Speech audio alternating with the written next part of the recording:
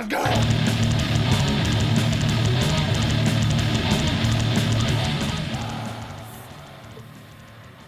Hola, hola a todos. Buenos días, buenas tardes, buenas noches, buenas las que les toque. Este es su anfitrión Pablo Barrera en un programa más de Bestial Blast Radio Show, el show de entrevistas con los músicos más extremos. Recuerden siempre darle like, compartir con sus amigos, recomienden de boca en boca. Cuando un amigo te recomienda, tú sabes que es confiable, así que si recomiendan a sus amigos, pues va a ser lo mejor. ¿Qué tenemos para el día de hoy? Tenemos un personaje que ha hecho historia en el mundo de la música extrema, death metal, grindcore, thrash metal, death doom metal, muchos estilos. Pero bueno, sobre todo en el mundo del death metal y el grindcore. Él fue el primer baterista de la banda Brutal Truth. Sí, el mismísimo Scott Lewis que grabó el disco Extreme Conditions, Demand Extreme Responses. El mismísimo. Y muchas otras cosas más. Así que vamos con Scott.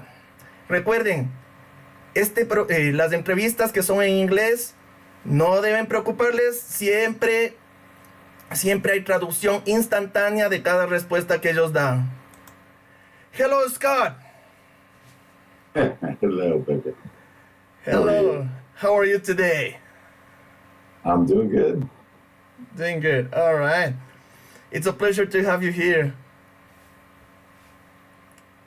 It's a pleasure to be here. I mean, me and you have been off and on, talking back and forth, good friends. Yes. But never actually, met in person. Of course. Yes. Finally meeting you, Yes. at least virtually, because we've been friends for a number of years, and we can finally... Many years, and then now we're actually talking on, face to face. Yes. Exactly. We've been friends for many, many years. I think Yes. 10 years at least. Oh, yeah, at least, yeah. At least 10 years. Okay. Yeah. Well, okay. Bueno, para mí es un gusto hablar con Scott. Para mí es un gusto hablar con Scott. Y él dice que también para él. Hemos sido amigos por al menos 10 años. Y ambos estamos muy contentos de al menos virtualmente poder hablar después de tanto tiempo. Nos hemos llevado muy bien, siempre por correo, Facebook, compartiendo comentarios y todo, pero ahora sí nos hemos podido ver. Okay, Scott. Yes. Let's start from the very beginning. Yeah, let's start. Your early life, just to set the story at a time and a place. Yeah. Which year were you born? I was born in 1970. 1970? 70. Yes, 70. Of course. 70, yeah. 1970. Of course. You are from New York, right? Yes. I'm from Flushing, Queens. Okay. Scott Lewis nació en el año 1970 en Nueva York. Siempre les pregunto el año porque hay que entender el tiempo en el que vivió cada persona. Okay, Scott. You were born in 1970, the decade of disco music, funk, and many other things. What is your first Yes. memory about music in your life? Oh, good question. I remember in the 70s, it was very disco oriented. A lot of the rock or metal stuff wasn't there yet. So I remember being very interested in the funk disco stuff. And then seeing stuff like, Van Halen come about, and you know, a lot of the southern rock bands coming about and being like, oh, that's interesting. But a lot of the funk stuff is very important to me because it was very early on. So, could we say that some of your earliest memories are related to funk? Oh, In yes. general? Funk, rap. Like when rap in New York became popular, the funk influence on rap, and then, you know, mixing that with like the hard rock stuff, you know, that was, yeah, big influence. Okay. You know what I'm saying? Pablo. Yes. Yes. Of course. Of course. Aquí Scott nos cuenta que, los primeros años de su vida, claro, fueron en los 70s, una década muy marcada por la música disco. El metal, bueno, algo ya existía, pero no es que estaba ahí precisamente, no es que estaba precisamente ocupando un sitio tan importante como fue después. Había mucho funk y sobre todo mucho rap que estaba apareciendo gracias a la influencia del funk. Y obviamente en cuestión de rock había mucho movimiento de lo que conocemos ahora como el hard rock.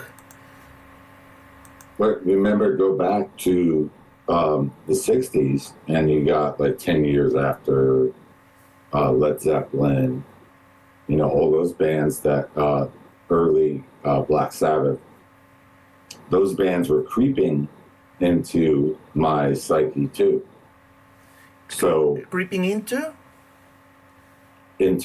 my psyche. Oh, yes. And so all these bands, I love Led Zeppelin. I learned to play drums from John Bonham and Cheap Trick. But all those bands that were, you know, bluesy, I would say, you know, Black Sabbath bluesy, same as Led Zeppelin. They all kind of related into that whole R&B kind of funk thing, you know?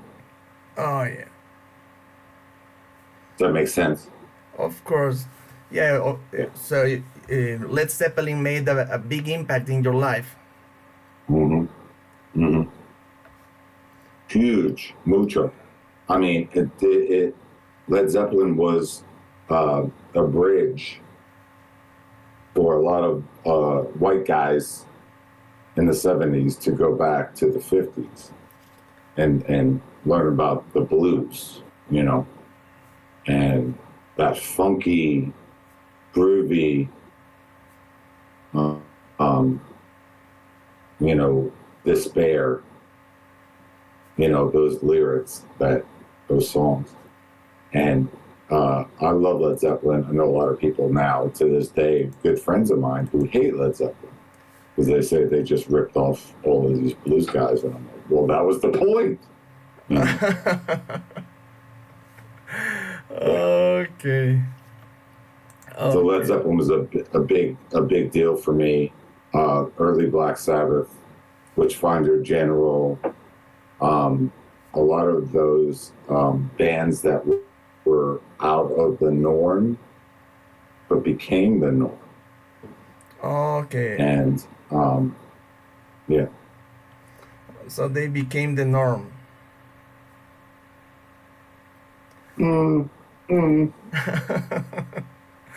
Okay, let me translate this part.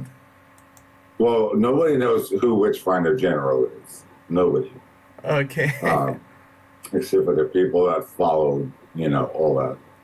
And then we got into more extreme bands, you know, when you talk about Iron Maiden, Venom, Exciter, Raven, Metallica. These were bands that were just breaking off from the north, you know. Oh, yeah. And they're great bands. Of course. Ok. Bueno, entonces estábamos hablando de las épocas que Scott vivió de niño. Era un análisis de cómo funcionaban los 70s.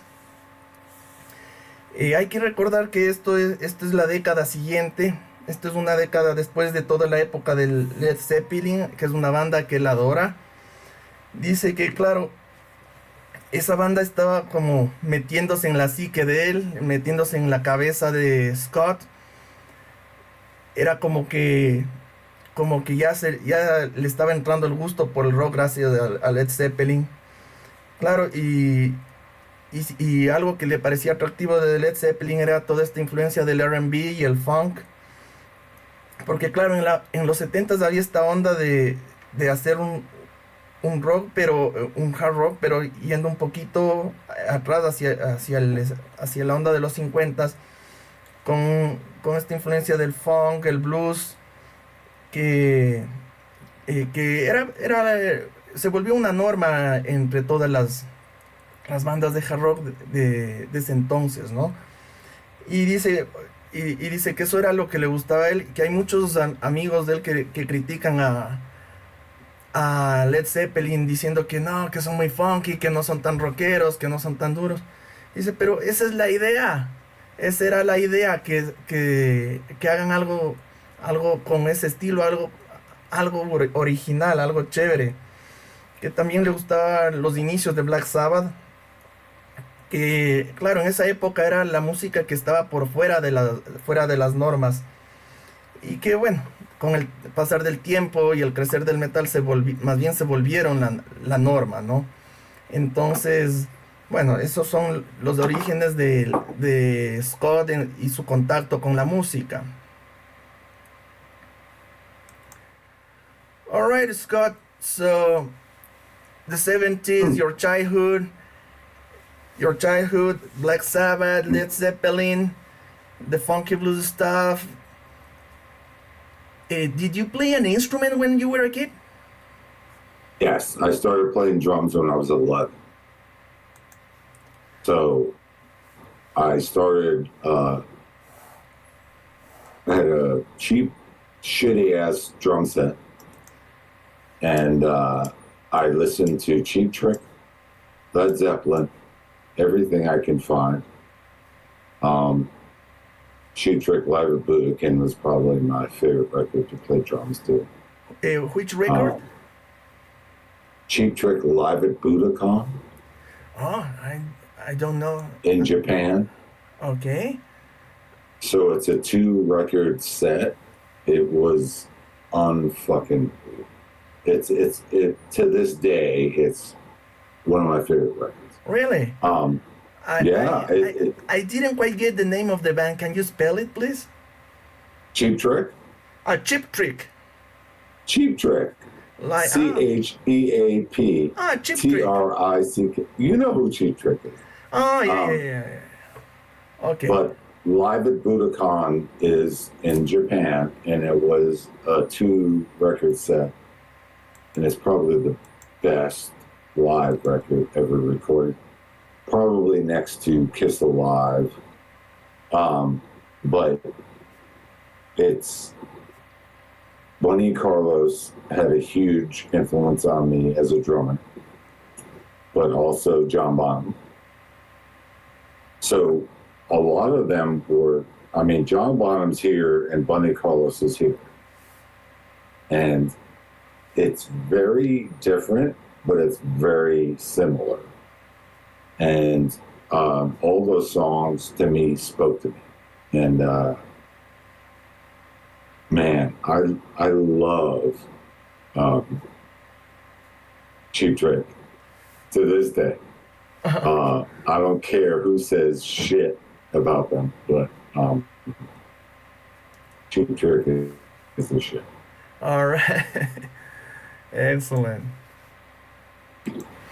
Bueno, aquí nos cuenta que sus inicios en la música fueron tocando un set de batería que le compraron,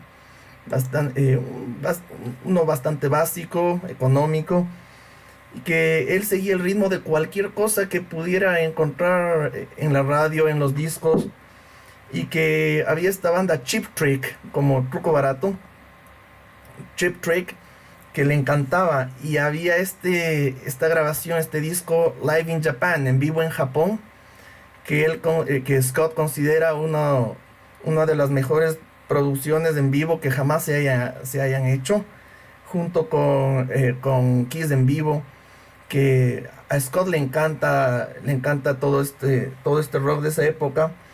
El baterista de Cheap Trick fue una gran influencia. Él dice que ese baterista junto con John Bonham eran diferentes, pero con cosas similares al mismo tiempo. Entonces, eso es algo que le marcó y que le acercó muchísimo, muchísimo a la música. All right, Scott. So I think we are talking about the early 80s, right? When you are around 10 years old, 12 years old, maybe? 70s to 80s, yes. 70s to 80s. Oh, yeah. So you were 8, 9, 10, 11. I started playing drums when I was 11. When?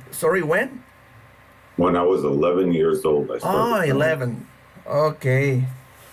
So you were 11 years old. And, well, we are talking about the 80s now, and the 80s was the decade of metal. Yes. How did metal get into your life?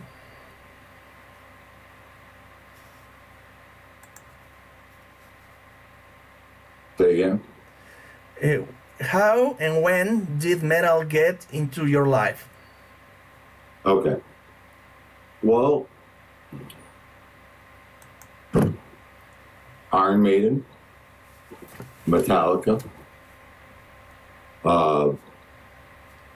Lizzie Borden. I mean, there was so many bands in the 80s that Cities I loved from Staten Island. There was so many bands, Overkill. I mean, all these bands who were anti-hair metal. Anti-hair metal. Yeah. Okay.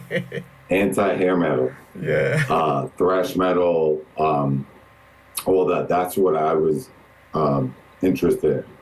I wanted to see these bands that were just, I don't care about fucking chicks. I want to talk about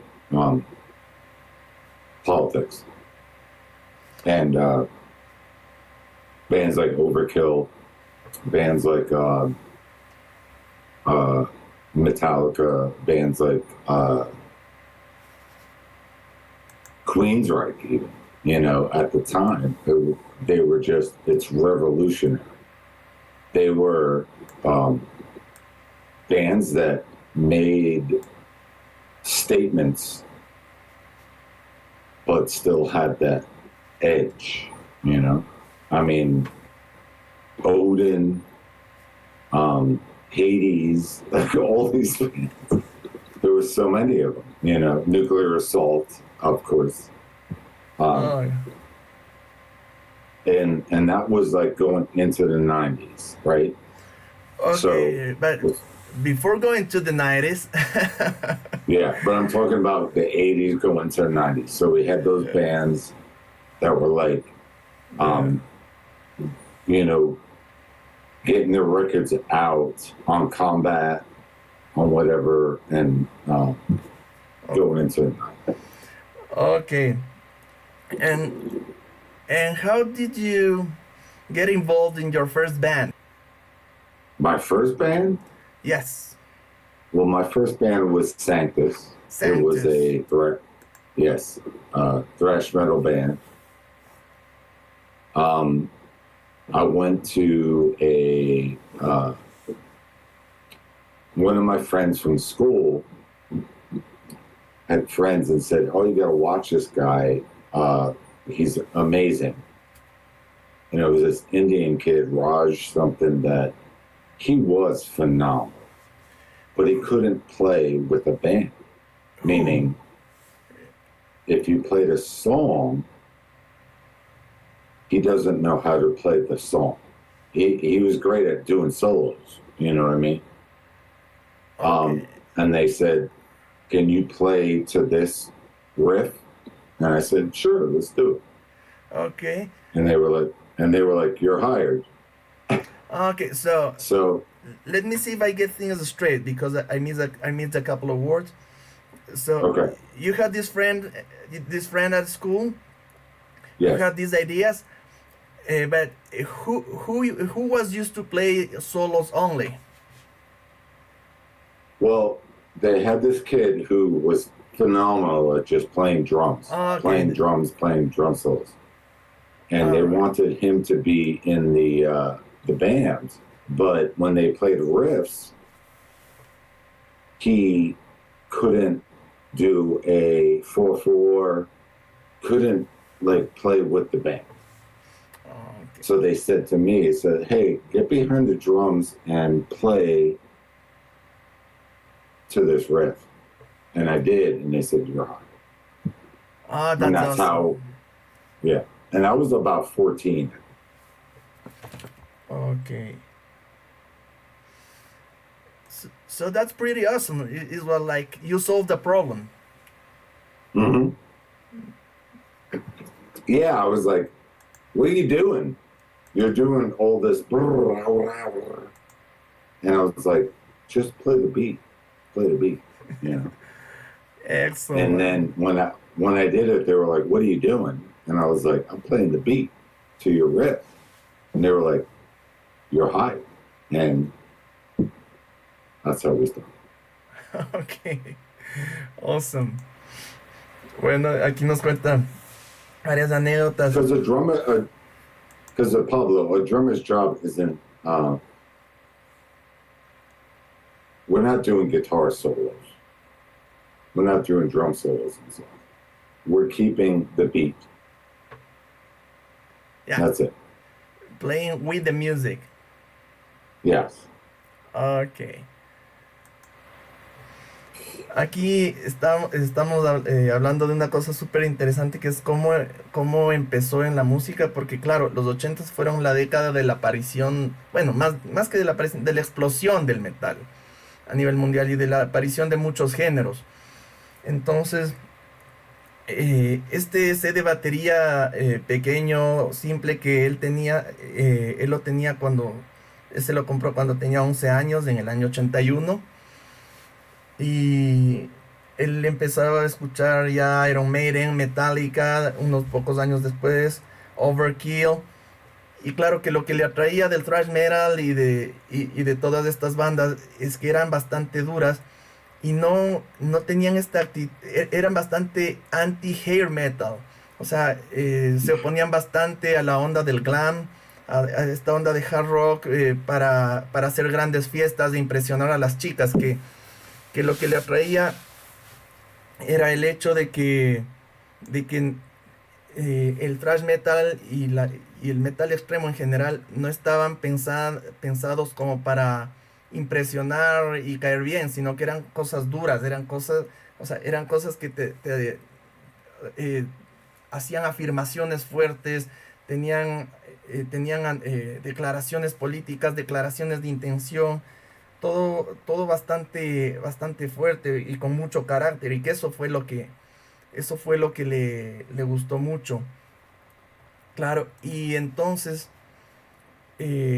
fue entrando en esa onda, fue conociendo más bandas, por supuesto la banda Nuclear Assault, que, que estuvo muy estrechamente ligada a su historia, ya vamos a hablar de eso.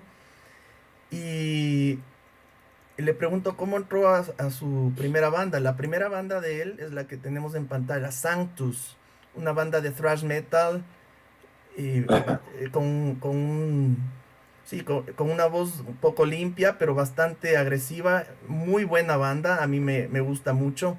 Sanctus. Y le pregunto, ¿cómo entraste a esa banda? Y dice, claro, estaba en el colegio había unos amigos con banda. Y uno de ellos me comenta que hay un chico que toca con ellos que es una máquina para tocar solos de batería, que es buenísimo, que es excelente, pero que no sabe seguir el ritmo, solo sabe hacer piruetas y acrobacias y que no sabe seguir el ritmo. Entonces, que le dicen a Scott, ¿puedes seguir este ritmo? Empiezan a tocar la guitarra, él sigue el ritmo, le fue bien. Y sí, perfecto, así fue como entró a la banda Sanctus. Mm. Ujú. Okay, Scott, so the the Sanctus demo Accept the Blessings was Yeah. released in 1987. What do you remember about that period of time with the band? Well, at the time, bands like Overkill, bands like Nuclear Assault, bands like Sick of It All were just getting started, you know, and the Accept the Blessing stuff was very, very just old school thrash metal. And I remember we played a bunch of shows with Nuclear Assault. We played with Sick of It All. We played all these shows around New York. And it was silly thrash metal, you know? I mean, it was just, at the time, that was what, you know, was popular. And then we parted ways, and that's when I went to Winter, and we'll get into that, I'm sure. Okay, so you went to Winter, which was radically different. Yes. So how was it for you to change from thrash metal, fast tempos, Mhm. had Well, a lot of adrenaline, uh, yeah. to then reach a band which was death doom metal, very, of course, very doomy, very gloomy, Yes. Yeah. slow, Right. heavy, brutal, but everything was all about the atmosphere. It was all about the atmosphere, the feeling, brutality. Yeah. So how did it feel to go from one band to another? It wasn't that crazy. I mean, when doing Sanctus and doing thrash metal, it was fast, whatever. So that's one aspect of the metal genre. But then when the guys in Winter were looking for a drummer, it was, to me, it was more of that Celtic Frost, that doom metal, that they wanted it to be slow. And I was like, cool, I can do slow, I can do fast, I can do slow. And then they just wanted it to be slower and slower and slower. And I was like, well, why? I mean, we have these great grooves. And they just said, no, fuck it, we want to be slow. And I was like, okay. So a lot of the shows we did, a lot of the, hi, that's my wife, Terry. Hi, Pablo. Hello. How are you? I want to say hello to Terry at the end. Okay. And have a few words. She's with her. gonna go. She's making dinner, so she. Of course. She loves you. But it didn't. It wasn't that crazy you know, from slow to fast to slow. A lot of people are like, "Oh my God, what are you doing?" And to me, it was like, no, there's a groove in there, and that's what I wanted to represent. But they wanted to make it slower than the groove, and I said, no, I don't think that's right. Like if you look at Servants of the Warsmen, which is on their demo, it's a linear song, and it's so good because it's dan ticka ticka dan ticka ticka dan, but they wanted to be like half the time. And I was like, no, So, just you're silly. let me ask you, this moment when you were saying no, not so slow, was it at the beginning before getting used to the band, or after you recorded the 4-song demo and you didn't want to go any slower? That's a great question. I never recorded any of their songs. Let's make that clear. Never? No, I came in after the first record was released, and I played live with them. Oh. Yes. So the guy, Joe, I think was his name, who played the drums on the album Into Darkness, was fucking phenomenal. Great fucking drummer. But I came in, he left the band, I came in, and then we did live shows. So we are talking about 91. Yes. Oh. And this was, we played with bands like Exit 13, Jesus Christ. Okay. All these bands. And Winter was like this phenomenon at the time, but my time with Winter was fucking miserable. It was these guys going, all right, we have all this recordings, but we want a halftime. And I said, why? It's perfect the way it is. And they were like, no, we want to be slower. And I was like, God damn it. What the fuck? So all the shows that people saw us at the time, it was so sludgy and slow that I just got completely bored. And I was like, I can't do this. Okay, so you have clarified a big mistake I've always had in my mind. I thought you recorded the 4-song demo. Okay. Never recorded anything with Winter except for live shows. So, and even the first video they did, which was Servants of the Warsmen, has footage of me in the video. And I'm like, why? But I don't know. So many things you didn't actually share with them. Okay, and I love Winter. I thought Winter as a concept, fucking phenomenal, but it was Celtic Frost. Okay. It was Celtic Frost mixed with Trouble, maybe. I don't know. And it was doom. It was dark, but there had to be a groove, and then they took the groove away. And I was like, I don't want to be a part of this if it's no groove. And that's when Danny Loker said, do you want to be in a band? Okay. And that's your next question. Okay, so that's your... Okay, so we are talking about 1990, the same year you joined Brutal Truth.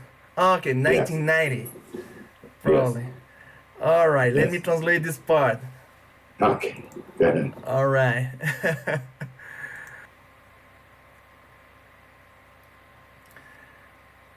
Bueno, entonces aquí nos estaba contando Scott cómo fue su evolución dentro de la banda Sanctus. Sacaron el demo, el que ya puse en pantalla, y que bueno, ahora lo estarán viendo. El demo Accept the Blessings, un demo de 3 canciones, excelentes temas. A mí me gusta mucho. Tocaron en vivo con varias bandas de thrash de la región de Nueva York, Nuclear Assault, Sick of It All. Y claro, ya después de un tiempo él se separó de ellos. Y alrededor del año 90 se unió a la banda de Death Doom Metal Winter. Yo toda la vida había pensado que él grabó el demo del 89 con ellos, que es de 4 canciones, pero me dice que no grabó con ellos. Aquí lo tienen en pantalla. Hay 2 versiones aparentemente del mismo demo. La versión de la izquierda es la más popular. Versión de la portada, por supuesto. Y yo siempre había creído que él grabó ese demo. Y me dice, no, yo nunca grabé nada con ellos. Digo, ¿cómo no puedes haber grabado nada si tú fuiste parte de la banda? Y dice, no. Ellos grabaron el demo, grabaron el primer álbum con otro baterista. Y en el año 90, que se separó el baterista, dice Scott, me pidieron que toque en vivo con ellos. Entonces él empezó a tocar en vivo. Y sí, tocaban como, con bandas de thrash, bandas de otros estilos, y ellos eran la banda más lenta en los conciertos. Era como una versión ralentizada de Celtic Frost, y siempre querían más lento, más lento, más lento, y decían, escucha esta canción lenta, bueno, pues vamos a tocar el doble de lento. Y Scott entonces les dice, pero ¿por qué? ¿Por qué tan lento? Es demasiado. No, es que queremos ser radicalmente lentos y brutales y pesados. Y claro, ahí, ahí Scott decía, no, esperen, está bien tocar lento, pero tiene que haber algo de groove. Algo de groove. Algo. Pero decían, no, cero groove, cero ritmo. Queremos lento. Y Scott ya, bueno, ahí ya no se, no se entusiasmó mucho porque era una cuestión ya demasiado radical. Era como concepto funcionaba, como concepto era bastante bueno, pero no era algo que le atrajera particularmente a Scott. Entonces ahí es cuando estaba conversando, empieza a conversar con Dan Lilker, que se estaba separando de Nuclear Assault. Bueno, eran, era Dan Lilker miembro de Nuclear Assault. Y entonces deciden hacer la banda Brutal Truth. La banda Brutal Truth, que es la banda que más real se le dio a Scott. Aquí vemos a Scott a la derecha de la foto. Dan Lilker es el que es del alto de la parte izquierda de la foto. Okay, Scott. So my next question, before we enter talking about the actual facts of Brutal Truth, how and when did you meet Dan? Good question. I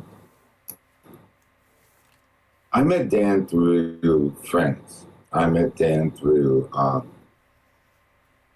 think, Howie Abrams, who I worked with at Relativity,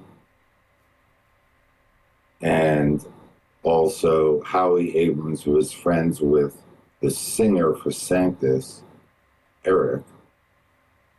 So we all kind of collided, and that's when Extra Hot Sauce was created, which was Dan playing drums, Howie singing, Eric playing guitar, Rob Iosa playing bass. And it was like everybody kind of was friends with friends. Okay. And yeah, so after Extra Hot Sauce, when I moved out of my house and I lived in Jackson Heights, Dan was like, I have these songs. And I was like, okay. He goes, they're crazy. It's like, all right. And he said, I want to do this. I know you can play this stuff. But I did it on a drum machine. And I was like, okay, let me hear it. And that was the original Brutal Truth demo. And yes, so he brought all these songs to me. And then the first song that we wrote together as a band, meaning me, Dan, and Gurn, was Birth of Ignorance. Was in a studio. Birth of Ignorance. Birth of Ignorance. Yes, that was the first song that we wrote together as a band. There was a song called Skin Stripper that turned into Walking Corpse. There was a song, Anti-Homophobe, that was a different name. And we did the demo in 1990 at Glenn Evans' studio in the middle of Buttonfuck, New Jersey. And that's how Georgia started. Okay. So Dan had this crazy idea, and just for the record, tell me one thing. How, I mean, let's be honest. Brutal Truth was all about speed at the beginning. Okay, it was all about speed. How fast was this drum machine? Was it that fast as the sounds finally got, or was it or was it less fast? It wasn't as fast. Way less fast. The thing was, it was fast, but I was coming off of being in winter. So when he said Napalm Death, Electro Hippies, all these fast, I said, let's go. And I think me being in winter at the time, I wanted to go. It's like if you're driving really slow on the highway and then a lane opens up and you go, and you go 90 miles an hour. That was what I was intending. I said, I want just to fucking go. Okay. And Dan was like, cool. It was fast what he programmed, but I was twice as fast. Okay. So we will get to that Yeah. part later on. Okay. Yeah. But yeah, I remember that in the interview we did together with you several years ago, you described the same sensation, like going from getting stuck in traffic to going blistering fast. Yeah, I remember that. Because that's what it's like. If you're constrained and then somebody says, go, you just fucking go. Yeah. And my blast beats were Mike Smith from Suffocation did the double kick. Yeah, what you call the Blast Sizzle Blast. Yeah, but I was like, I don't give a fuck. I'm going. Okay. And I appreciate his drumming because it's so technically perfect. Yeah.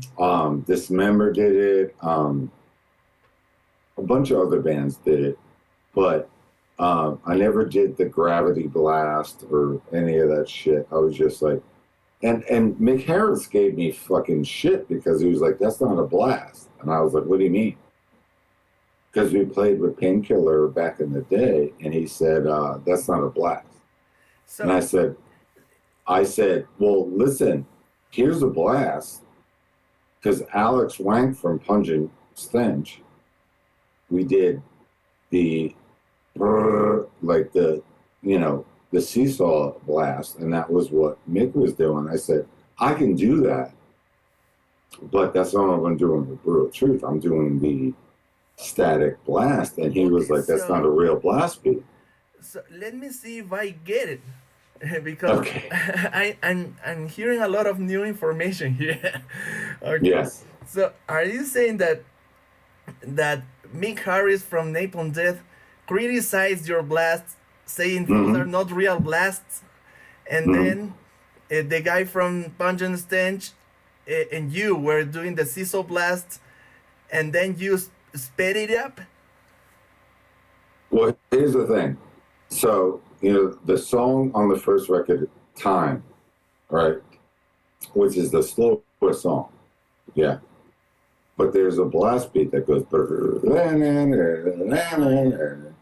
that's a blast beat that Mick Harris does. Okay. And Pungent Stench does. On the record, it goes, that's a blast beat.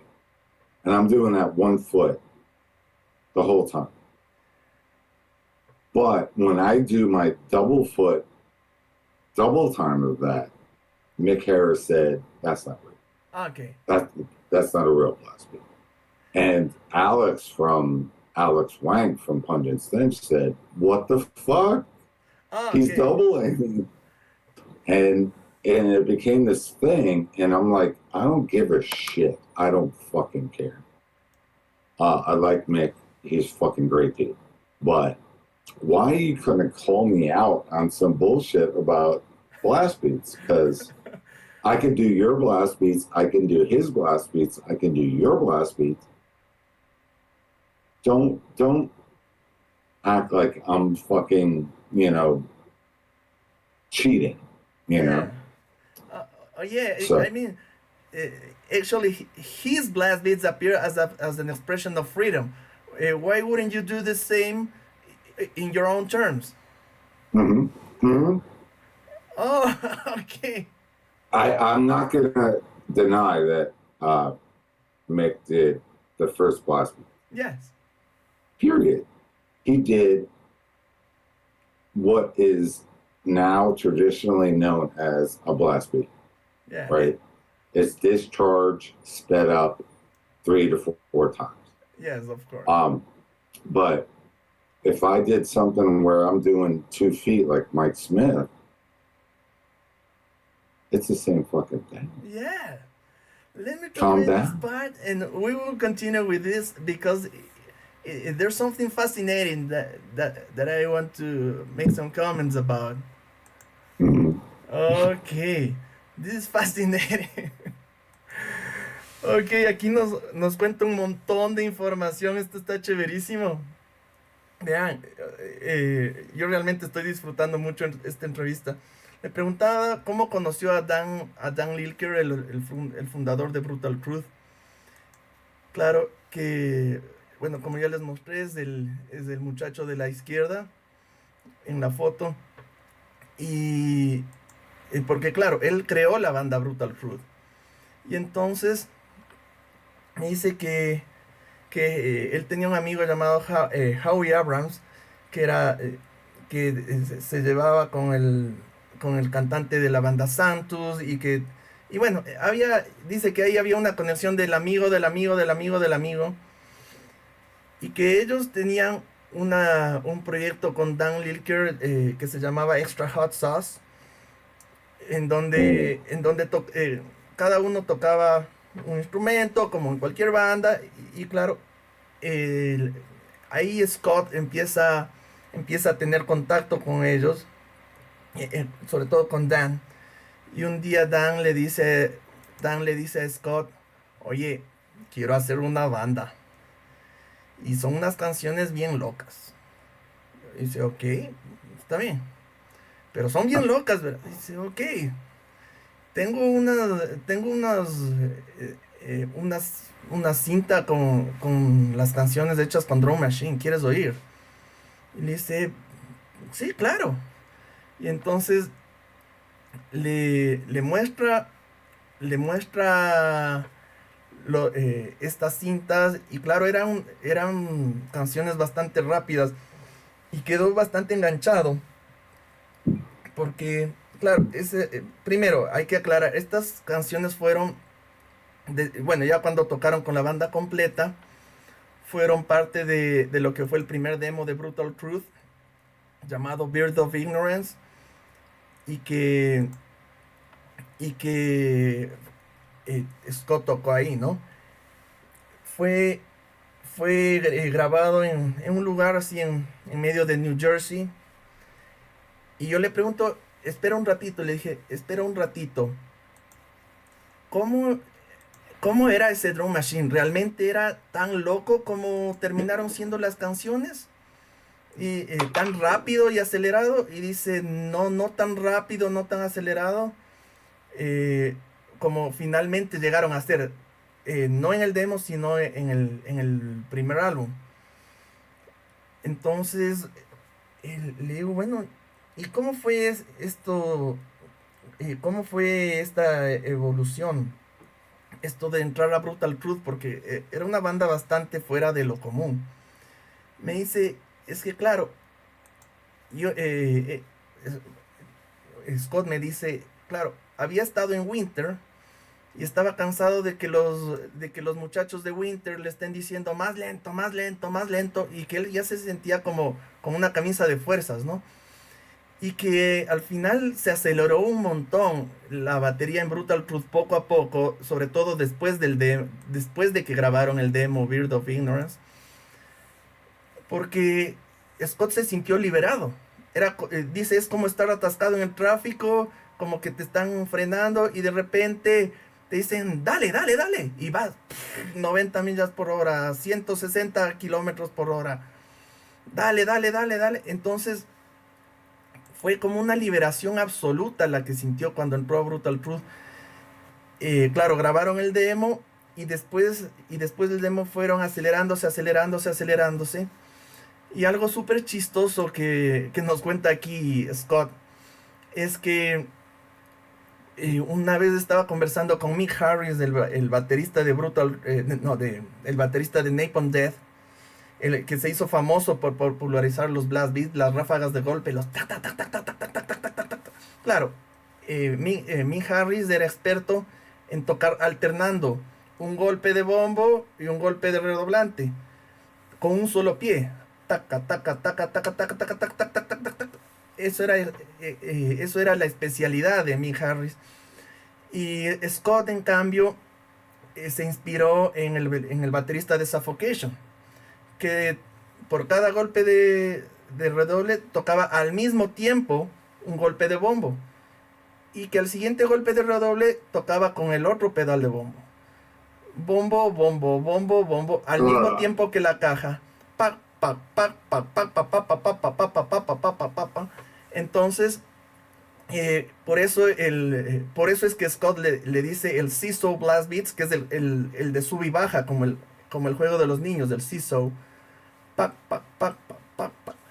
Entonces, eso le encantó a Scott y que le fue acelerando, acelerando, acelerando y empezó a tocar rapidísimo. Y que Mick Harris se puso como a darle una lección, así como, oye, pero estás haciendo trampa, tocas con los dos pies. Oye, eso es trampa, pero el verdadero blast beat es con un pie, ¿cómo se te ocurre? Y que Scott le dice, o sea, ¿qué te pasa? Y tú tocas a tu manera, yo toco a mi manera.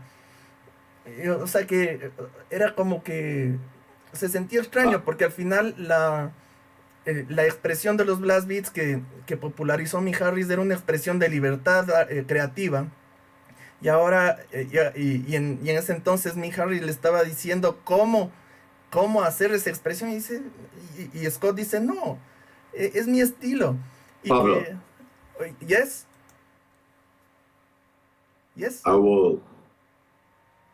will challenge Mick Harris in a blast beat, Okay. a traditional blast beat.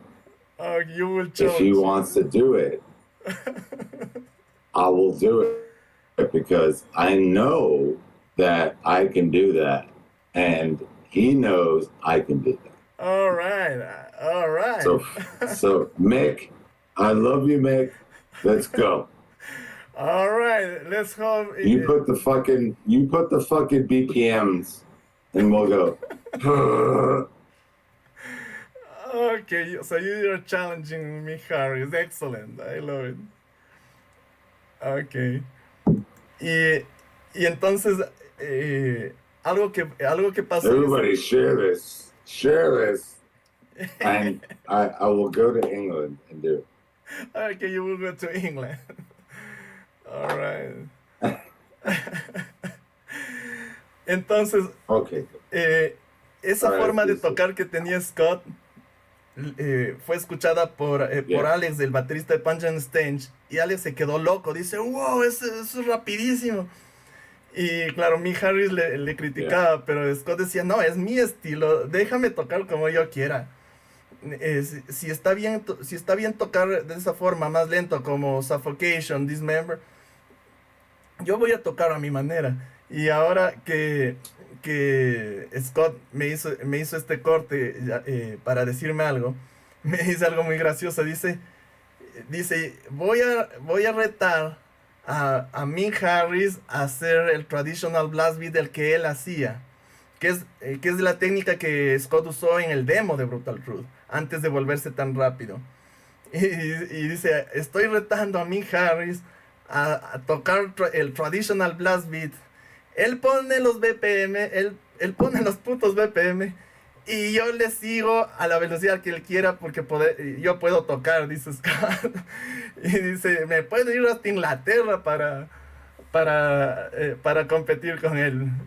Claro, todo esto en un tono como de broma y con mucho humor, pero me pareció súper chévere toda esta discusión sobre los blast beats de Scott y de Mick Harris. Okay, Scott. So, let's talk about this evolution of Brutal Truth. Yeah. Yeah, this evolution of Brutal Truth between the demo and the actual album. We will talk about the EPs after that, because there were some EPs. So you told me how you changed your technique from traditional blast to the seesaw blast, and the bat got faster and faster. Every time I have interviewed a band that has reached that kind of performance speed, or whatever you want to call it, but every proficient band of people who have reached a very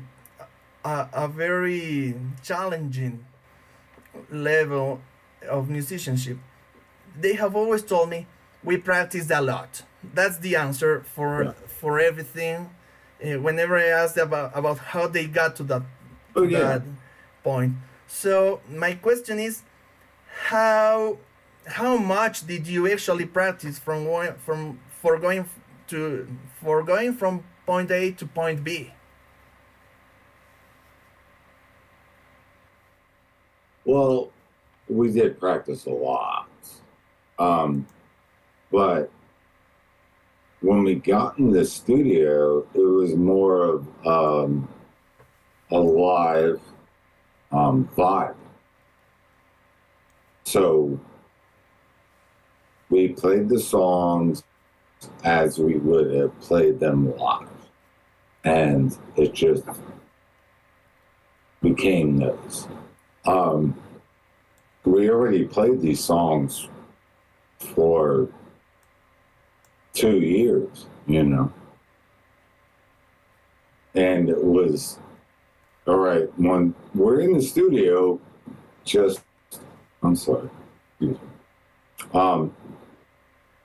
Let's do it live, like just play it like we did it live, and that's how it came out. So, well, that's pretty interesting, because no one has ever told me something like that. So you decided to play the closest as possible to a live experience.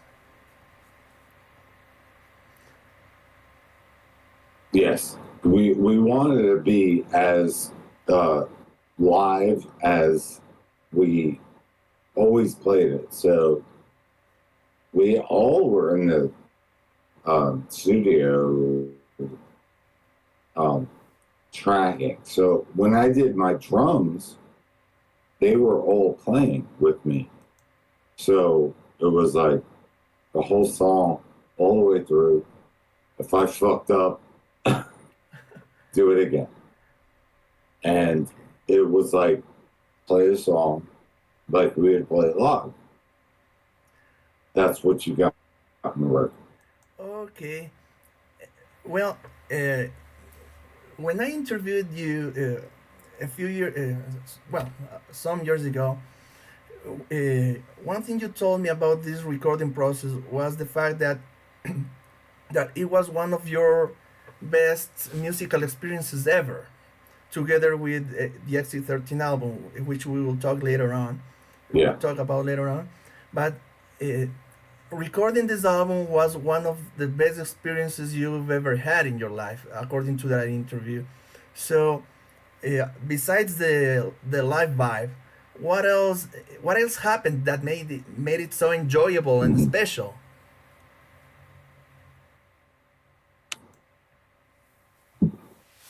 Well, it was capturing all of that insanity, all of that intensity. And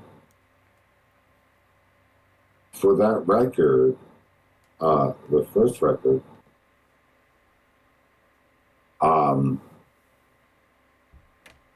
it was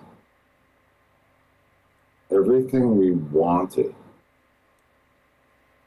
everything that had to happen. And whatever, I don't know how long the record is, 30, 45 minutes. But all the songs, all the edits, all that shit was perfect. And when we finished, we were like, okay, done. People are gonna fucking love it or they're gonna fucking hate it. And we don't care. You know, it was like, that's what we wanted to happen. Okay, so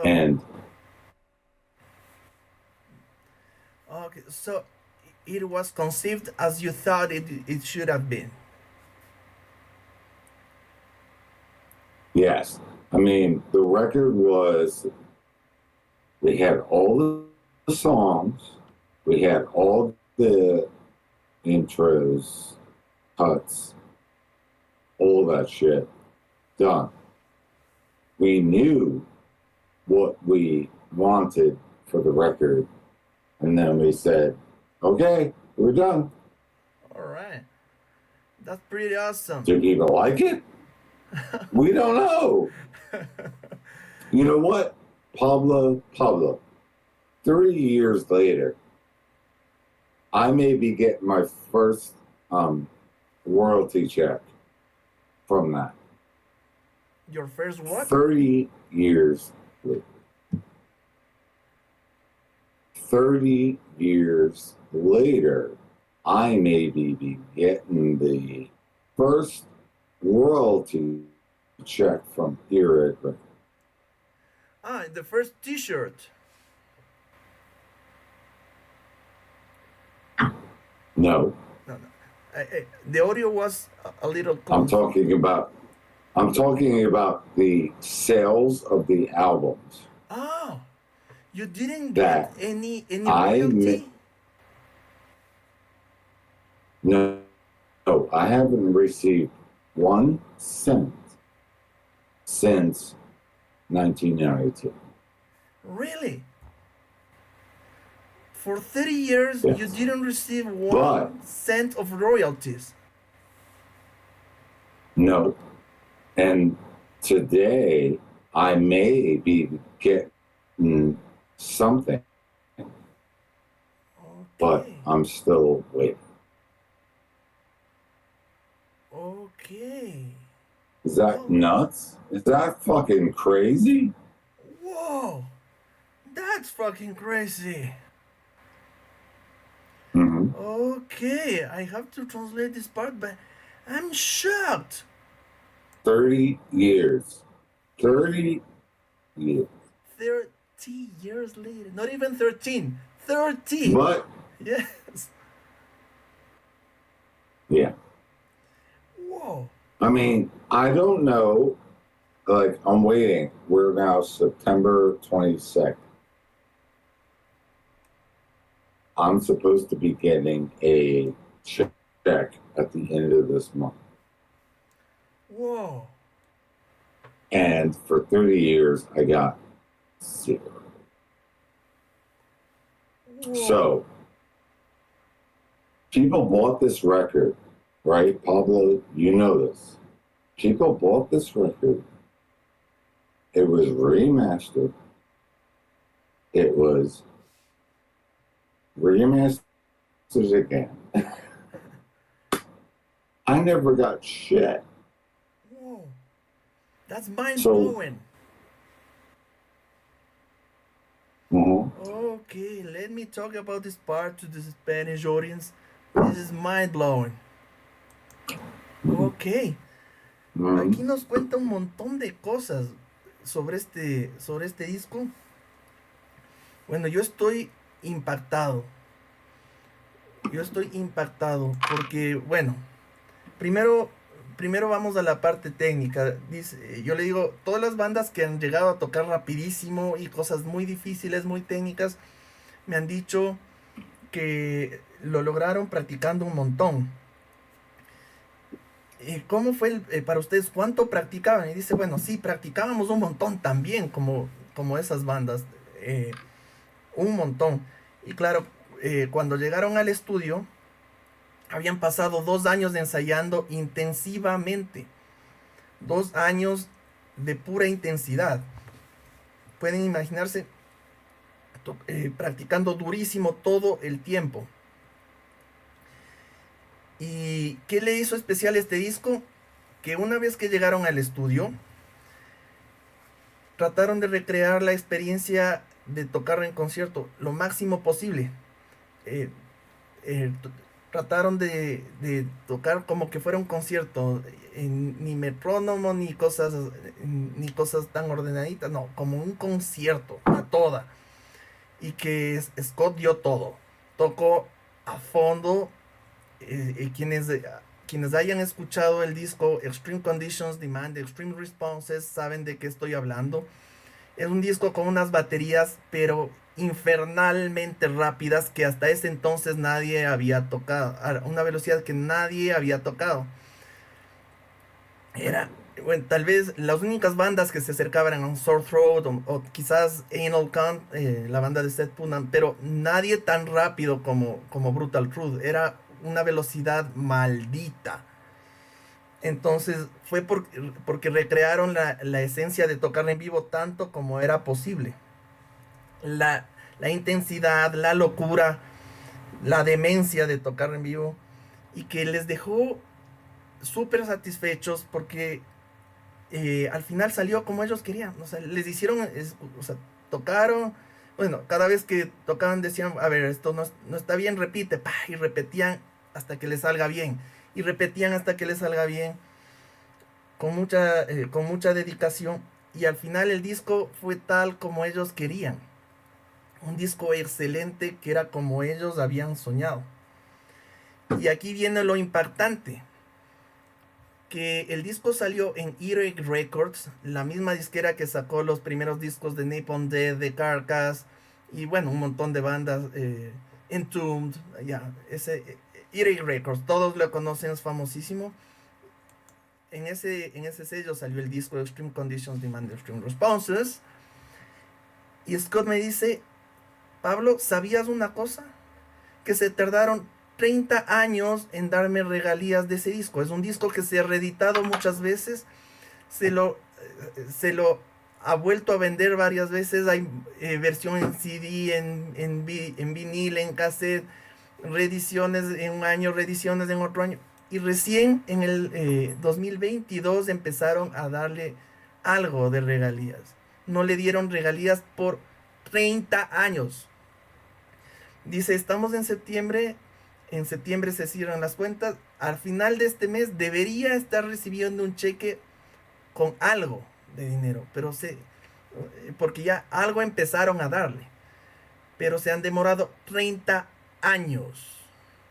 Y bueno, si empezamos a hablar de la industria de la música, bueno, hay muchas cosas que podríamos analizar, pero dejémoslo ahí. Esta información es impactante, por decirlo menos, y sí, así son las cosas. Alright, Scott. So, one part of the process of recording this album was working with the producer Colin Richardson. What do you remember about this process with Colin? Well, Colin was fucking amazing. He took the songs and said, why don't you do this? Why don't you do this? Why don't you do this? Why don't you do that? And I was like, okay. And it turned out to be perfect. So I have no problem with Colin Richardson. He was fucking phenomenal. Next question. Okay.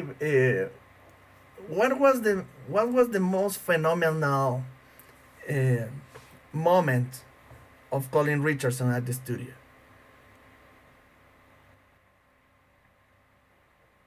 What? What was the most phenomenal moment of Colin Richardson? Broken. Can you hear me? Yes. Okay. Colin Richardson was the best producer we ever had. Every single hit, verse, chorus, he had input. And I think everything he did was integral to what that record. Okay.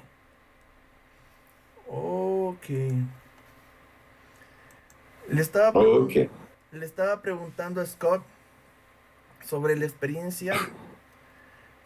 Le estaba preguntando a Scott sobre la experiencia de trabajar con el productor Colin Richardson. La experiencia de trabajar con el productor Colin Richardson en el disco Extreme Conditions. Porque, claro, él trabajó con ellos. Y dice, Colin Richardson es el mejor productor con el que hayamos tocado jamás en la vida. Que siempre daba la sugerencia perfecta. Decía, ¿por qué no haces esto? ¿Por qué no haces el otro? ¿Por qué no haces aquello? ¿Por qué no haces tal cosa? Y que todo lo que decía era simplemente asombroso. Cada vez que pasaba un fragmento, un coro, un verso, él sabía cómo atacar la siguiente parte de la canción para que todo salga perfecto, para que todo salga muy bien. Entonces, bueno, esa fue la experiencia de ellos sacando el Extreme Conditions.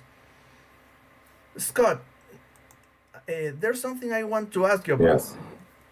The EPs from that time. Yes. There's an EP from '92 called Il Neglect, and the Perpetual Conversion from 1993. Both releases have a very distinctive, common denominator, which is the first couple of songs are very straightforward, very metallish, very traditional, and there are more experimental songs afterwards, and both of them have 3 songs each. 5 songs each. So what do you remember about these 2 EPs? What? what do you remember? Do I remember? Yeah, about the making of those EPs. How different were they from the album? What? Why did you have this approach of experimenting and not just playing straightforward metal? Well, no. Well, Pablo, I think a lot of the those going into the Need to Control record was very experimental, and not for the reason of I thought that a lot of the stuff was like, let's do experimental stuff and then do, you know, crazy metal shit. But it started to turn into just noise, you know. And I was like, okay, I get it, but I mean, how can I get behind that, you know? And I think at the end of the day, when I left Brutal Truth, it was like everything became more punk oriented, more noise oriented. And I was like, okay. But I just couldn't get behind it. Okay, so that leads us to the next question, because when I interviewed you some years ago, you were telling me about the exhaustion, the burnout you felt because of the touring after extreme conditions, and you said that Yes. it took a huge toll on your energy, and then you left the band. And Yes. now you are talking about this thing about making experimental stuff with punk influences that made you wonder about whether or not you should stay in the band, and then you left. So what was what weighed more at the end of leaving the band? Was it more because of creative differences, or because of the touring taking its toll on you? That's a great question, Pablo. It was both. I wrote a bunch of songs on Need to Control. The demo that we made in my house was Need to Control. So God Player, I See Red, there's a bunch of songs they know, but whatever, I don't give a shit. I was seeing that once we got home, we had no money. And I needed money. Yes. I needed to survive. I wanted to have an apartment. I wanted to have, you know, a life, but none of this was conducive to that. And it was just, okay, I'm done. It's not the guys in the band, they had their own lives, but it was like, I need to be able to sustain myself. So that's what broke the band up, I think, from that first iteration. Oh, okay, so the lack of capability to make a living out of the music was the biggest reason. Right. Yes, you can't make a fucking living off of, you know, being earache bands. Yeah. You can't pay your rent. What are you talking about? That's fucking horseshit. you're you have to go on tour, and then on tour you get paid to eat a per diem, and then you get that for every day. But when you get home, they say, fuck you, go back on tour. I'm sorry. All right. But Pablo, that's the problem with today's, you can't have a band that tours and makes money. It's impossible. It's impossible. Mm-hmm. You have to owe something to somebody. And you have to be accountable for that money. And then you have to say, well, then what do I have to do to make money for myself so I can eat? And they go, fuck. And that's what it is. You have to be a millionaire before you start. It's so stupid. It's so stupid. It's the worst business model I've ever seen. Oh yeah. Hello. It's mind blowing. It's mind blowing because It is. yeah, It's so unbelievable. Yes. How people think that they can make millions of dollars off of their whatever the fuck they're doing. And nobody else has a chunk of that. Sure. You know what I mean? Like they own you. Yes, they own you. Yeah. And one crazy thing about Yes. about the metal industry, something that I've seen or received information about, is the fact that there are many people organizing things, big festivals, making big shows, shows where people pay for a ticket. Mm-hmm. But if a band wants to apply, they don't pay attention on the talent of the band. Well, the talent is one part, maybe, but they say, okay, if you want to come, you have to pay your plane ticket. You have to pay for your own plane ticket. You have to pay for this. You have to pay for this and for this and for this and for this. So when do the bands start making money out of it? Money, yeah.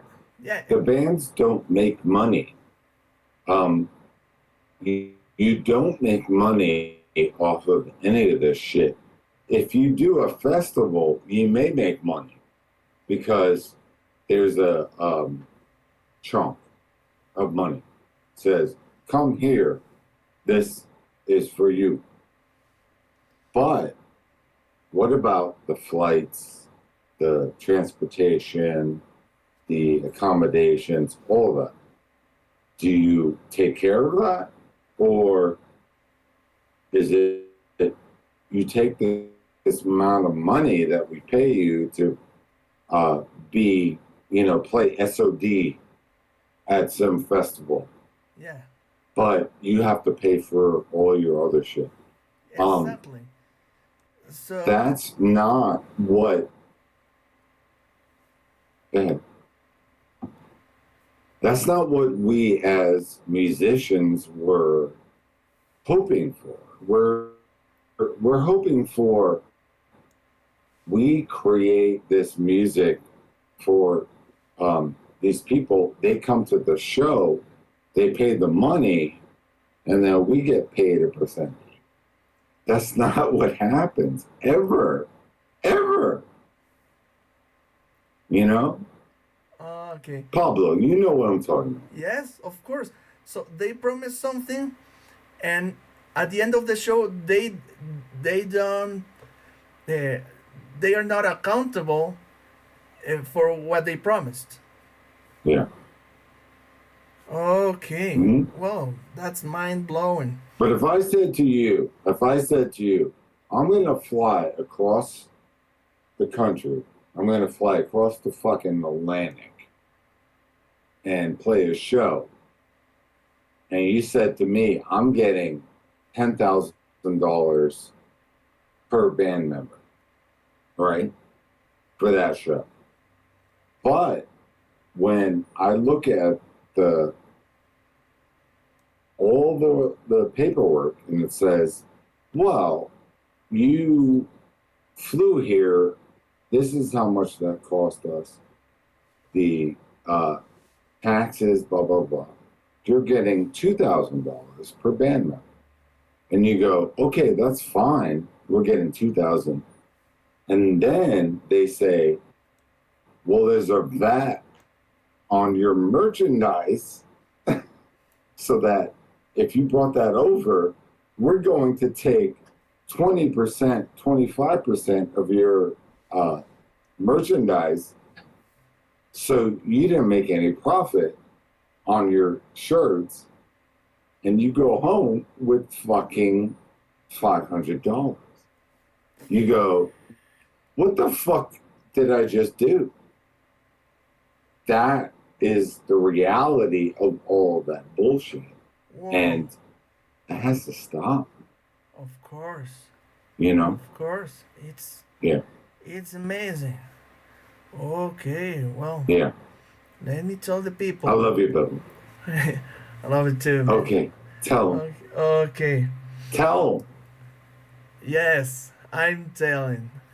Ok, aquí yo le estaba preguntando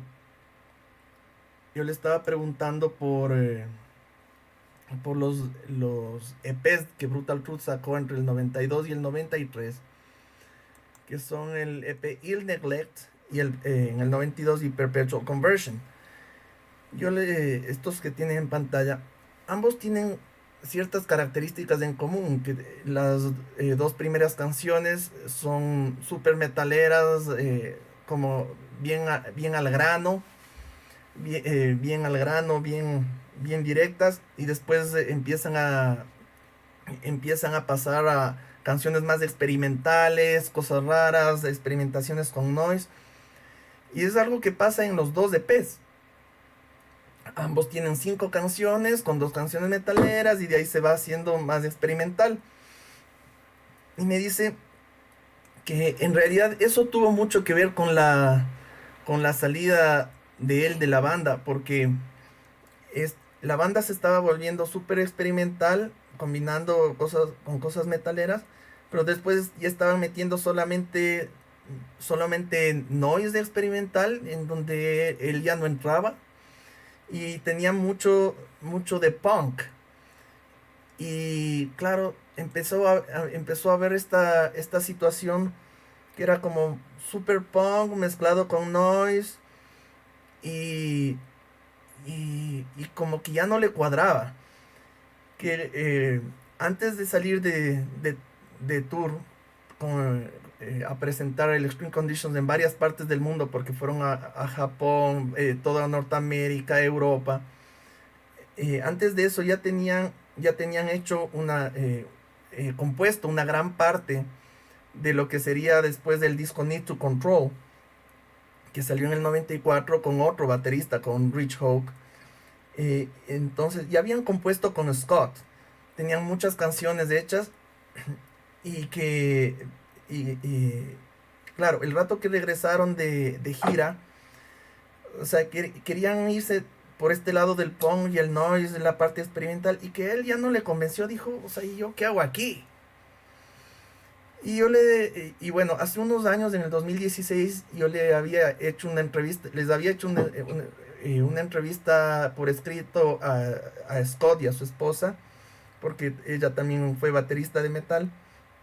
Entonces, ahí me contaban otra razón por la que él se había salido de Brutal Truth, que era la falta de posibilidad de sobrevivir después de tanta gira, tanto esfuerzo, tanto sacrificio, porque al final regresaba y tenía que pagar sus cuentas y todo lo que había recibido no le alcanzaba para nada.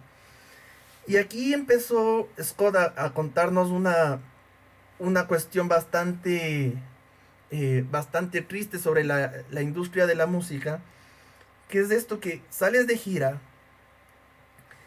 y, y hay tanto que pagar, porque claro, te prometen, te dicen, a ver, vas a recibir 10,000, cada miembro va a recibir $10,000, perfecto, pero hay que pagar esto, hay que pagar el otro, hay que pagar aquello, y dice, así que van a terminar recibiendo 2,000, y dice, ok, 2,000 está bien, pero en el merchandising, en la ropa, en las camisetas, nosotros tenemos que ganar el 25% de lo que ustedes ganan. Entonces empiezan a recortar, a descontarles todo lo que la banda no puede recibir supuestamente por acuerdos, por contrato, por lo que sea.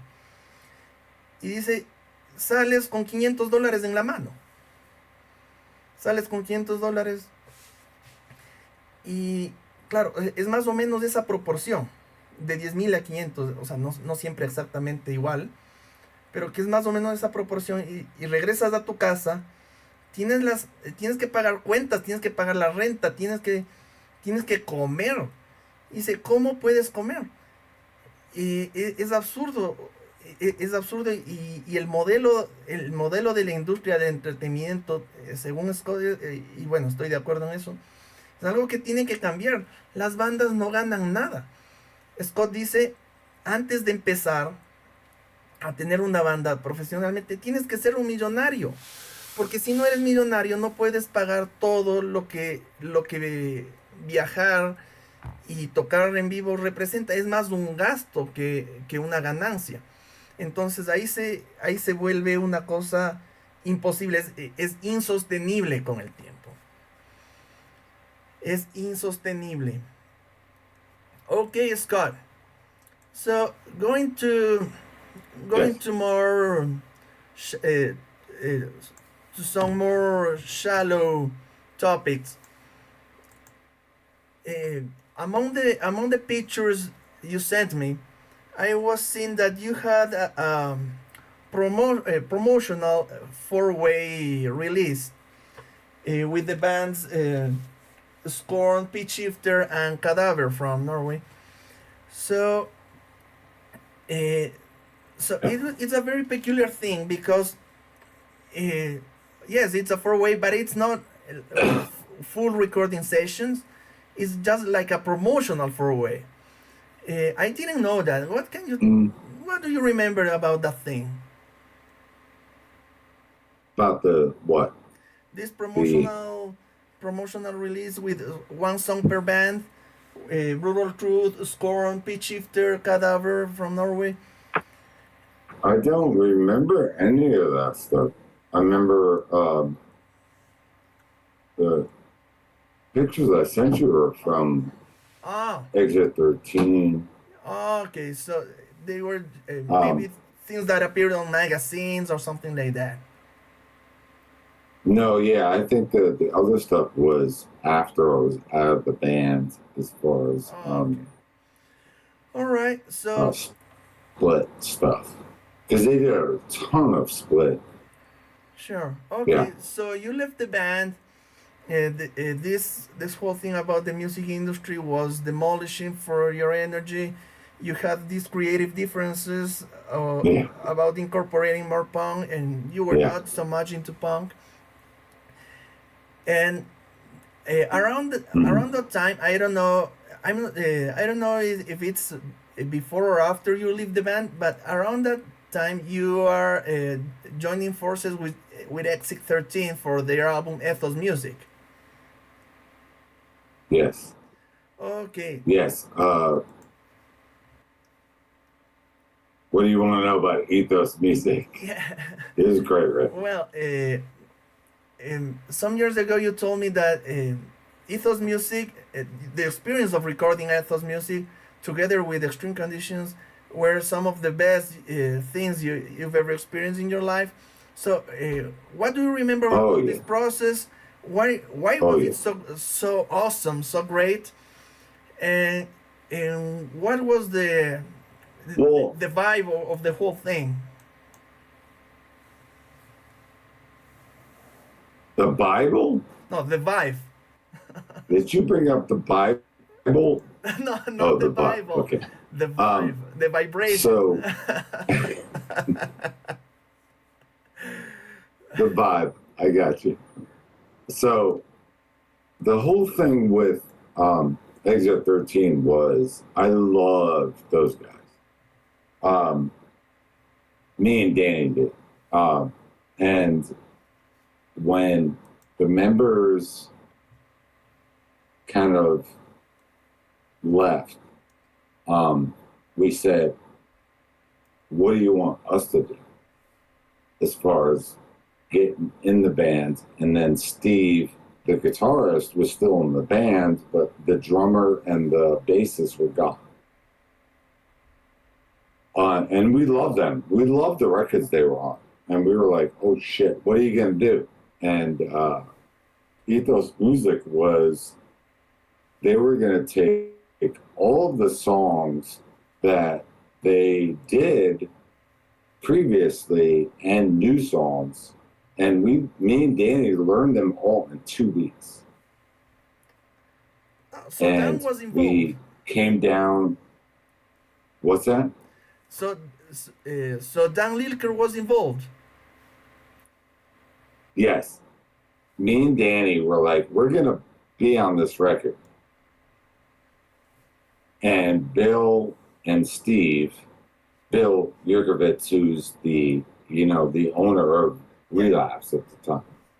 Bill Yurkovitz. He was like, he was like, let's do this. And we were like, yeah, let's fucking do this. But we didn't know any of the songs. So me and Danny would go on these trains, Amtrak trains, and then go to Harrisburg, Lancaster, and practice, come back to Queens, and then me and Danny would play the songs. So 2 weeks we had for learning all this shit. And then we recorded. And Ethos Music is what that was. And I think in the whole genre of grindcore, that Ethos Music is phenomenal. I loved it. We had so much fun. And it's a great record. I mean, production-wise, okay. Yeah. There's problems, but it's all there, Mm-hmm. The sentiments there, all that shit's there. Great record. If you've never heard Ethos Music, go on YouTube, play it. You'll be impressed. Hopefully. Of course. Ok, excellent. Ok, aquí le preguntaba a Scott sobre todo acerca de esta época en la que se salió de Brutal Truth. Él ya no grabó el disco Need to Control, en su lugar lo grabó un gran baterista que es de Richard Hawke, con un estilo bastante diferente.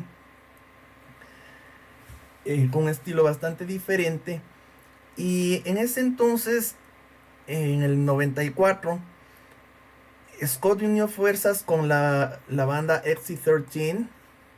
Muchos en Latinoamérica le dicen E13. Okay. E13, salida 13, que estaban preparando el disco Ethos Music. Y no solo Scott se unió a él, sino también Dan Lilker, de los mismos Brutal Truth. ¿Por qué? Porque el baterista y el bajista de la banda se habían ido. Y cuando les dijeron a Dan y a Scott que oigan, se nos fueron los integrantes, únanse a la banda para grabar este disco, estamos por grabar. Y les dicen bueno, pero no nos sabemos nada de las canciones. y tenían 2 semanas para entrar al estudio. Entonces Scott y Dan Lilker se tenían que aprender en 2 semanas al apuro todas las canciones y empezaron a ir en tren a la ciudad en donde ensayan los de E13, que es Harrisburg. Entonces iban en tren por el día, regresaban a Queens y resulta que Scott y Dan ensayaban juntos las canciones para aprenderse mejor. O sea, iban, les oían tocar a los amigos, recibían indicaciones, pero para que les salga bien, el rato que regresaban a casa, a seguir practicando, a seguir practicando, a seguir practicando como locos. Entonces así fue que se grabó el disco Ethos Music, que es un disco, sí, bastante importante en la historia del grindcore, bastante diferente a Brutal Truth, tocado de forma diferente, no es tan rápido como Brutal Truth, pero es súper bien tocado, es súper bien armado, bien hecho, y el resultado fue fenomenal. Scott, something I wanted to ask you about this Ethos Music release is the fact that I was checking on the internet and seeing some images and there's a warning label saying that some songs are harmful for the equipment or something like that. Yeah. Okay. What songs which songs are those? What do you remember about that? About like warning labels? No, the warning thing it's about the sound of some songs. Really? On YouTube? No. Let me see. It's I can't quite see, but besides the band's photo, there's an announcement that says warning and a bunch of small letters. I think it's about the noise song that could probably harm the equipment or something like that. I don't know about that. I mean, I know we blew up a lot of PA systems back in Europe, but I know that the one video we did for Collateral Damage is banned in Canada because of the content. Okay.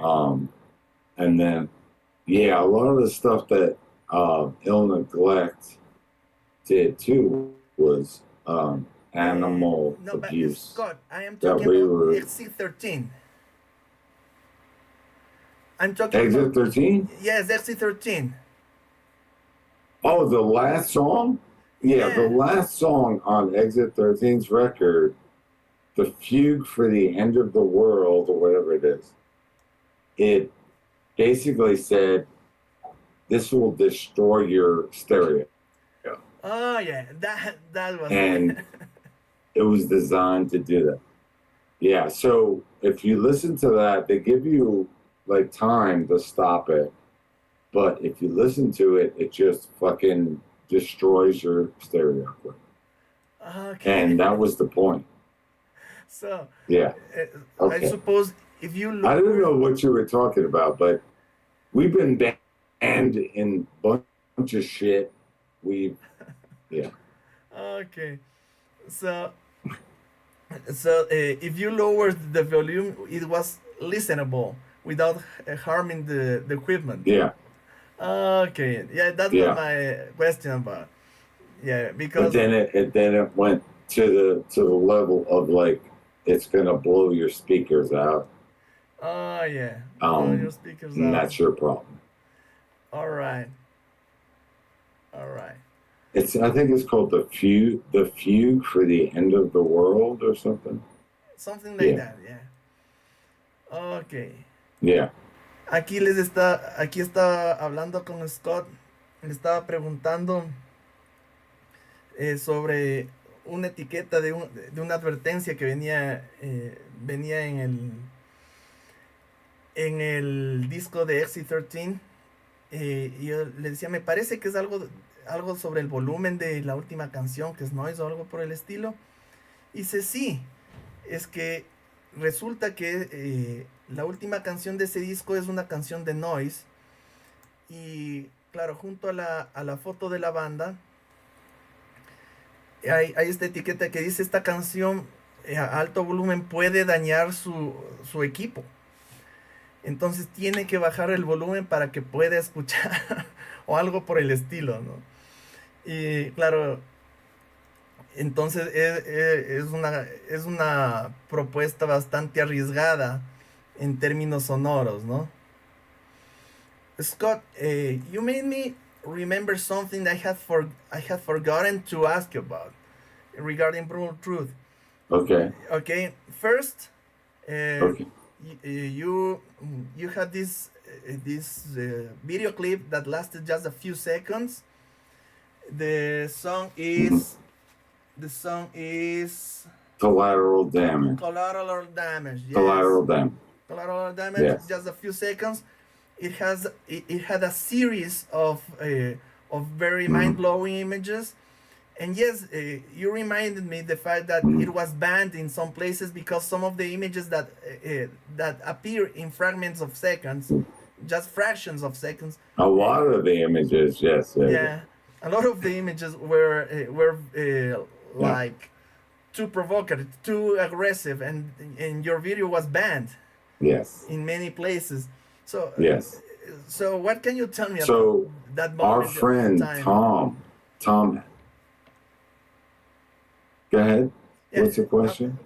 The question. What can you tell me about that moment in time, that experience? Well,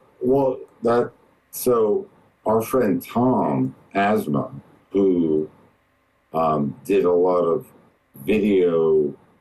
wedding videos at the time, he said, "I'm going to make a video for you guys," and we were like, "Okay." And he said, "I'm going to do." I'm gonna cut in all this nasty shit from like the internet, ogreish, rotten.com, like all this stuff where people were chopped up in atrocities. And he did it in 2.5 seconds. And we got the video, and it was like, holy shit, that's fucking great. We sent it to MTV, and they played it like a bunch of idiots. And they were like, so we won for the Guinness Book of World Records, the shortest music video for that year. But MTV kept playing it, and it was like nobody can really decipher it unless you taped it and then stopped it and saw it. And then it got banned in Canada with Nine Inch Nails video. And it was like, well, fuck yeah, why wouldn't you ban this? It's the most disturbing thing I've ever seen in my life. But it was 2.5 seconds, so nobody really knew. And it was like, MTV talked about Brutal Truth for like 2 weeks in a row. And we were like, holy shit. 2 weeks in a row. Yeah, that was our claim to fame. MTV News. Yeah. Okay. It's crazy. It's crazy. And I think that you even had the Guinness World Record for the shortest video ever. Is that true or is it false? Yeah, for that year, yes. Yeah, for that year. No, that's true because that was the 1 year. So Guinness does for every year, and we had the shortest video for that year, which was are we talking 1990. something. Yeah, that was my question, 92 or 93, because my parents have the Guinness the Guinness book from 92, so I wanna go to their home and check it. Yeah. So was Yeah, 92 go or check 93? it. Because it was so stupid. It's so stupid, Pablo. It's so stupid. It's like, okay, you know, and then Napalm Death one before that or something. It was just so dumb, but it was like, Yeah. it was just a joke. Tom just did it and said, "Brrr," and, you know, it was a 2.5 second video. And then it was like this thing, and then we're on MTV, and I remember going out in the Lower East Side, and people are like, "Oh shit, you know, you guys, I saw your video," and I was like, "What?" And they were like, "Oh yeah, you got your 15 minutes," and I was like, "No, 2.5 seconds." I was like, "I don't have 15 minutes. We got 2.5 seconds." At first, And they were like, "Oh, you guys are fucking famous now." And I was like, "No." So, yeah, first Napalm Death. Because Napalm had the shortest song. The shortest song on What's the shortest Napalm Death song? Yeah, You Suffer. It was the shortest song on a record album in It's just yeah. Yeah. You Suffer. Yeah, and it was in 1987. Just go one note. Yeah. That's it. And then you had but they never made a video for that. If they made a video for that, they would have won the fucking Guinness World Record. But we were trying to do that same thing. We were like, all right, Napalm did this, let's do Collateral Damage, where we actually had a whole paragraph of lyrics. Of course. There's no way Kevin could spew all that. He just goes, "Urgh," and then, 2.5 seconds, you're done. But it had a message. Actually, it was about in the Iraq War when they bombed all of the women and children trying to escape, and they bombed them. And we were like, that's fucked up, but it didn't do anything. It's like everything, Pablo. We're like, today, nothing matters. Yeah. All that shit that happened back then, it's like people just go, "Oh, sure. Yeah, that happened." It happened. But it's terrible. Yeah. Okay. It's terrible. But we have to still continue to be diligent about politics, because it never changes. It's always the same bullshit. It's always the same. You have people that want to be autocrats, and then you have people who just want to fucking be employees.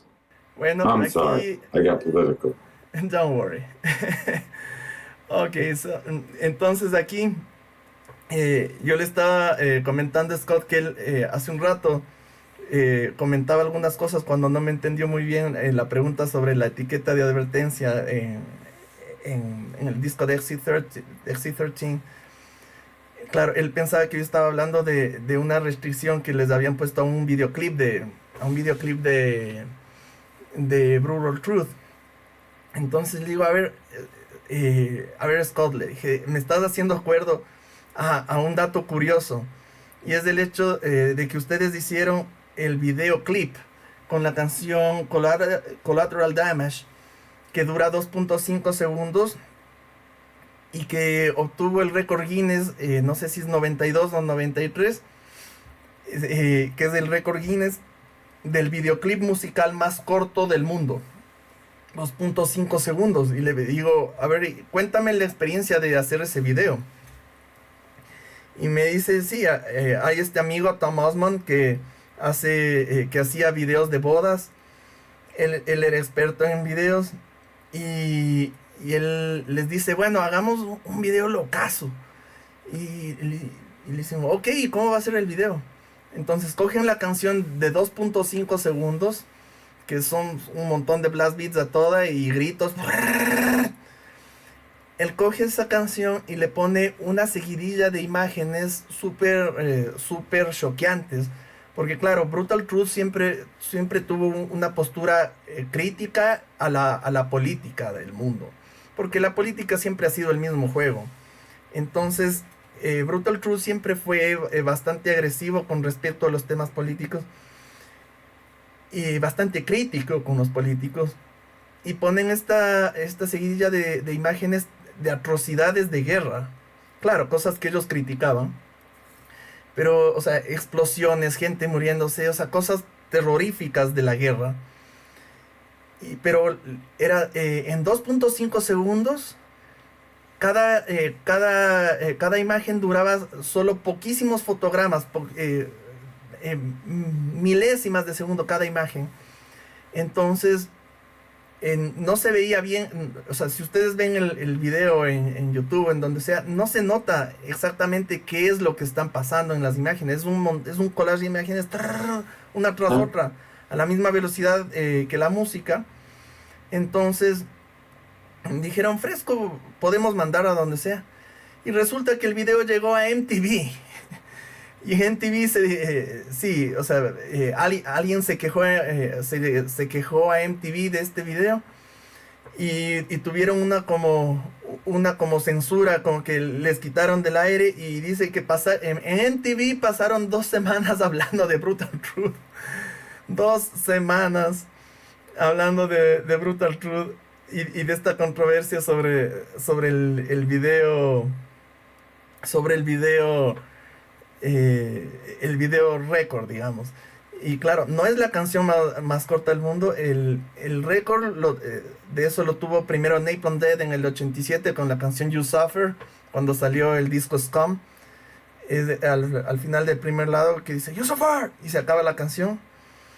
Y esa era la canción más corta según Guinness, pero el video más corto era el de Brutal Truth. Pero recordemos que hay canciones incluso más cortas, porque en ese entonces ya empezó a aparecer el noisecore, que era la derivación radical del grindcore, y tenían canciones aún más cortas, así solo una nota, ¡chum! Ya eso era una canción. Entonces, pero bueno, los que estaban registrados por Guinness eran Napalm Death y Brutal Truth. Ok. And then we move forward to your next band, which I really, really admire, Scott. And actually, your image on the video will appear next to the logo of Brutal Truth and this other band, which is Malformed Earthborn. Malformed Earthborn. Oh, Malformed. Okay. Yeah, I really like that band. It's Okay. Because I found out about that band on the Relapse Records catalog in the year 2002, I think. And Okay. there was this band with a long name, Malformed Earthborn, and industrial metal band with Scott Lewis from and Dan Lilker from Rural Truth, and also Shane Embury from Napalm Death. And I said, what? Yeah. How can that be possible? And many years later, I listened to it on the internet. I listened to the whole album, and it was awesome. So tell me about this band. You liked it? I love it. Oh, okay. You liked it, really? Okay, good. Absolutely. My wife loves it too. So when we toured together twice, Napalm Death and Brutal Truth, and Shane, there was a point where he stayed in New York with us. And he said, let's make something. And we were like, okay. And Dan brought his 8-track over, and then we just started recording stuff. So the basis of Malformed was bits of Skinny Puppy, right, mixed with Godflesh. and then Mixed with? anything else we could think of. Like a Skinny Puppy mixed Huh? with? Godflesh. Godflesh. Godflesh. Yeah. And anything else. So we just started writing all these songs. We watched all these movies together. We took samples from all of them. And we just made this record. And I think we approached Eric with it, and they said, nah. But then we approached Relapse with it, and they said, yeah, we want it. So Relapse put it out. It was Skinny Puppy, industrial, punk, metal, grindcore. I don't know what the fuck it was, man, but it was fun. It's a good record, and I wanted to do a follow-up to it. And I think in the last couple of years, we were talking about doing it via email, putting up songs and then people adding to it. But we have to be in the same room to do it, you know? It's like a vibe. Yeah, the vibe. The vibe is important. The vibe is important because we were all in my bedroom in Queens. I said, take the guitar, give me the guitar, you sing, keyboards. It was just like chaos. It was just like adding all the stuff, and then it became this thing. And to this day, my wife loves it. And I'm like, okay, do you think we should do another one? And she's like, oh, fuck yeah. I'm like, I don't know if we could, you know, because it was it was a capsule, you know, like a lightning in the bottle kind of thing.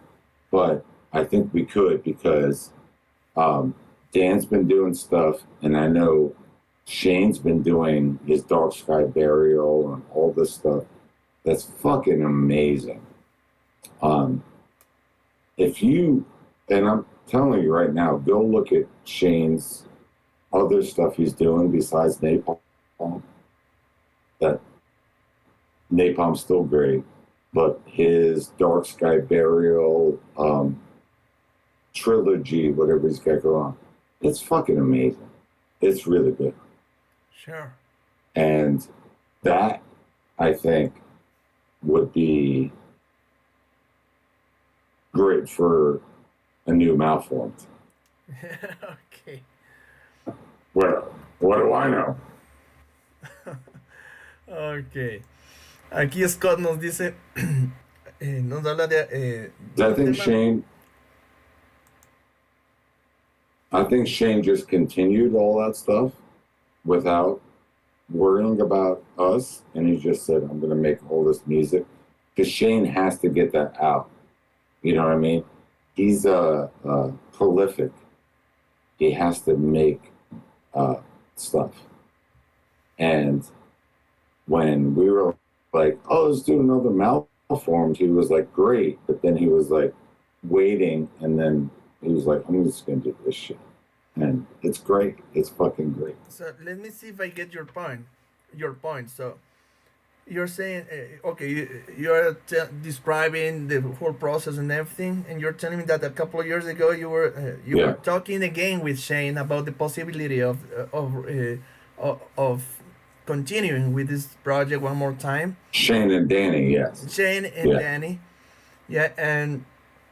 and Danny.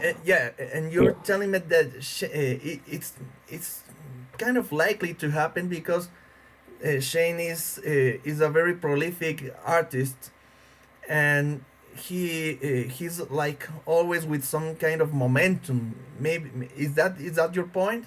Like he always has some energy for doing things. Yes.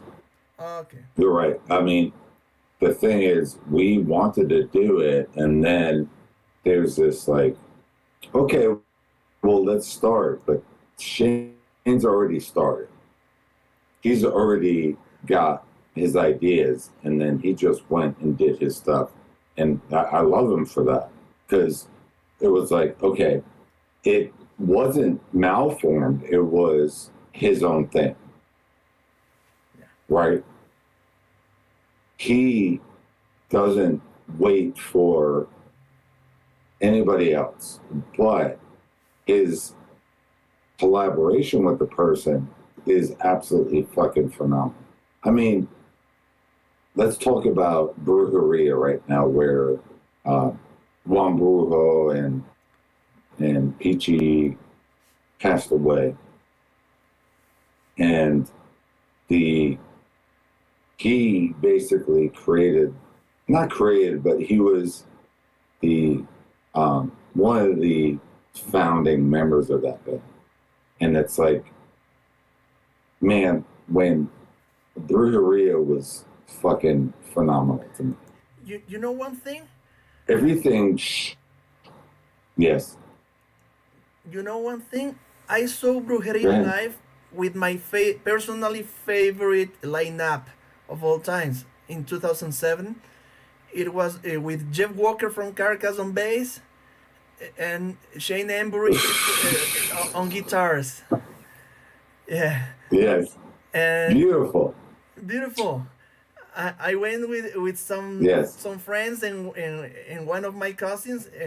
But that's the thing with Shane.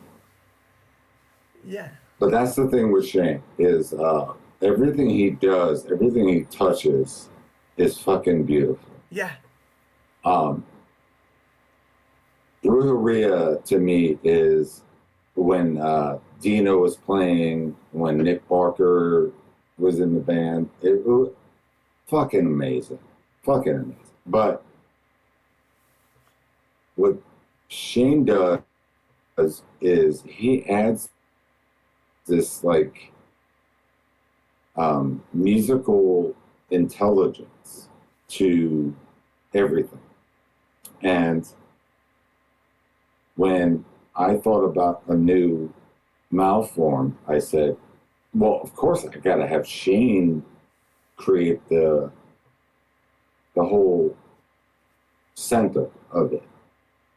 And then Dan, who's another genius, and then me being this piece of shit dumbass who just beats stuff.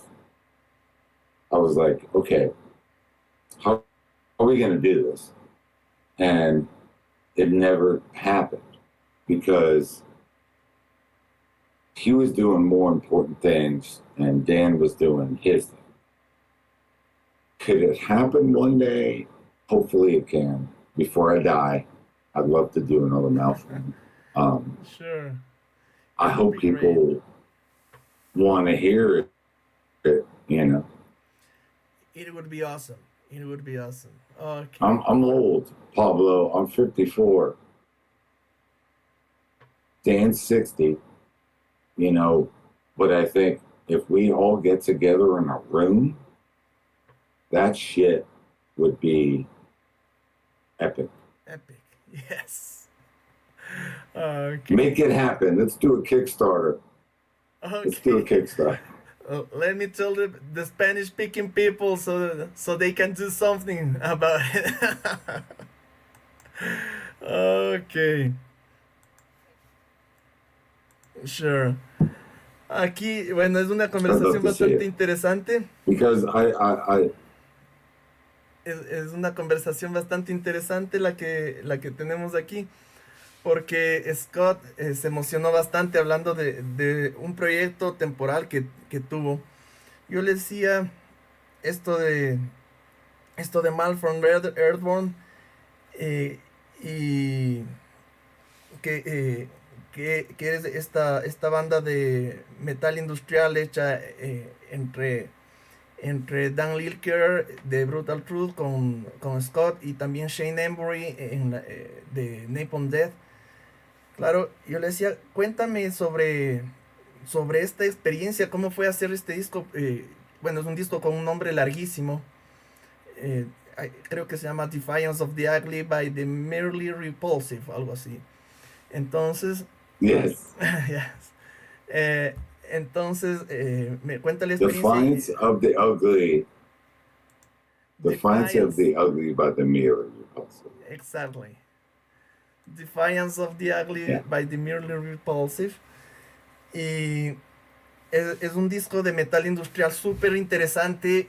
Tiene metal, tiene samples de películas, tiene sonidos experimentales, la música es lenta, tiene unas poquitas partes de velocidad, pero más que nada es lento, es denso, tiene un sonido industrial muy atmosférico, es excelente. Entonces, Scott recuerda con mucho cariño todo esto. Y dice que fue algo que pasó en una época en la que, sí, a ver, esto es 94, 95 más o menos, una época en la que Shane Embury fue a pasar alrededor de Nueva York un tiempo. Estaba hablando con Dan y con Scott, y entonces les dice, oigan, estoy aquí, hagamos algo, y que se encerraron en la habitación de Scott en Queens, y que, claro, empezaron a experimentar a ver qué les salía, y que era puro caos, ¿no? Pero era caos, pero todo con muy buena vibra entre ellos, y el resultado fue excelente. Que al inicio le propusieron a E13 Records que le saque el disco, y dijeron nah, y después hablaron con Relapse, y la Relapse Records les dijo de una, presten esa música y nosotros le sacamos. Entonces fue excelente la experiencia, salió en Relapse Records. A mucha gente le gusta, dice que a la esposa también le gusta, a la esposa de él, a Terry, que le gusta MALFORMED EARTHBORN, y que en los últimos 2 años han estado teniendo conversaciones de, oye, así como que, oye, ¿qué tal si volvemos a hacer esta banda? ¿Qué tal si volvemos a hacer esta banda? Han estado conversando con Dan, con Shane, y claro, Dan tiene muchas bandas, Shane está ocupado con Napalm Death y todo su gran itinerario, son artistas mundiales. Scott tiene una vida más tranquila, pero claro, él está abierto a que pase, y dice sí, seguro que algún rato podría pasar, porque además la creatividad de Shane es imparable. Shane tiene una mentalidad una mente que no deja de crear. Es como que la mente de él siempre está trabajando y pensando qué más hacer. Tiene una inteligencia musical muy especial. Además, Dan Lilker es un genio y Scott está un poco loco. Entonces, es como el triángulo perfecto para hacer eso. Scott dice, sí, ya tengo los 54 años, no me falta mucho para tener 60. Quisiera volver a hacer MALFORMED EARTHBORN algún rato antes de morirme, muchos años después, ¿no? Entonces, es algo que recuerda con mucho cariño.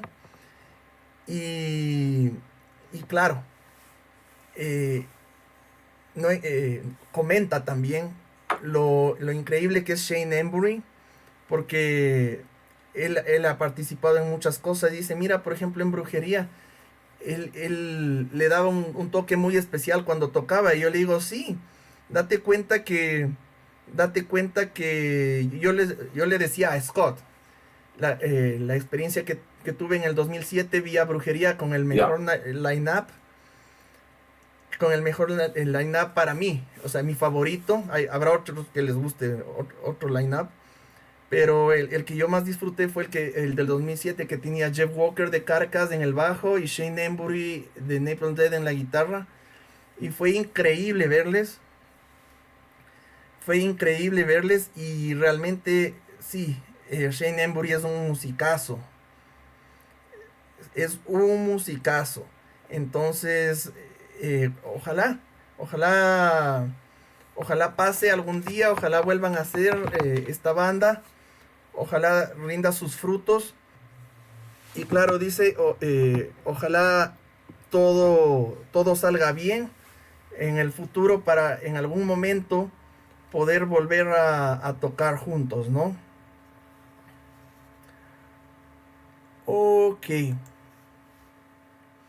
So, those are, we have talked about your biggest bands, your biggest metal experiences, and, well, we could probably talk now about the other bands that didn't make history at the same level, but I'm sure they were important in your life. For example, uh, I have found out that around 1997 you were playing the bass at this band called Field Boy, and I found the only thing I could find with any of their songs was one clip on YouTube with a live performance. Maybe you were not there, but I wanted to check their music out. And I thought it was an excellent industrial sounding band. So, how was the Field Boy experience? Well, football, it was when I first came to Pittsburgh. I met a bunch of great dudes who they wanted a bassist, and I never played bass before, but I played guitar before, and I was like, okay, send me the songs, I'll do it. I'll see what I can do, and that became Folk Boy, and we did a bunch of shows here in Pittsburgh. We were in Toronto. We did a bunch of shows and put out a record.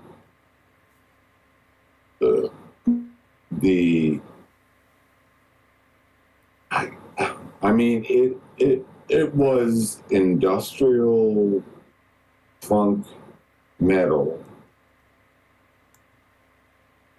I don't know what to call it, but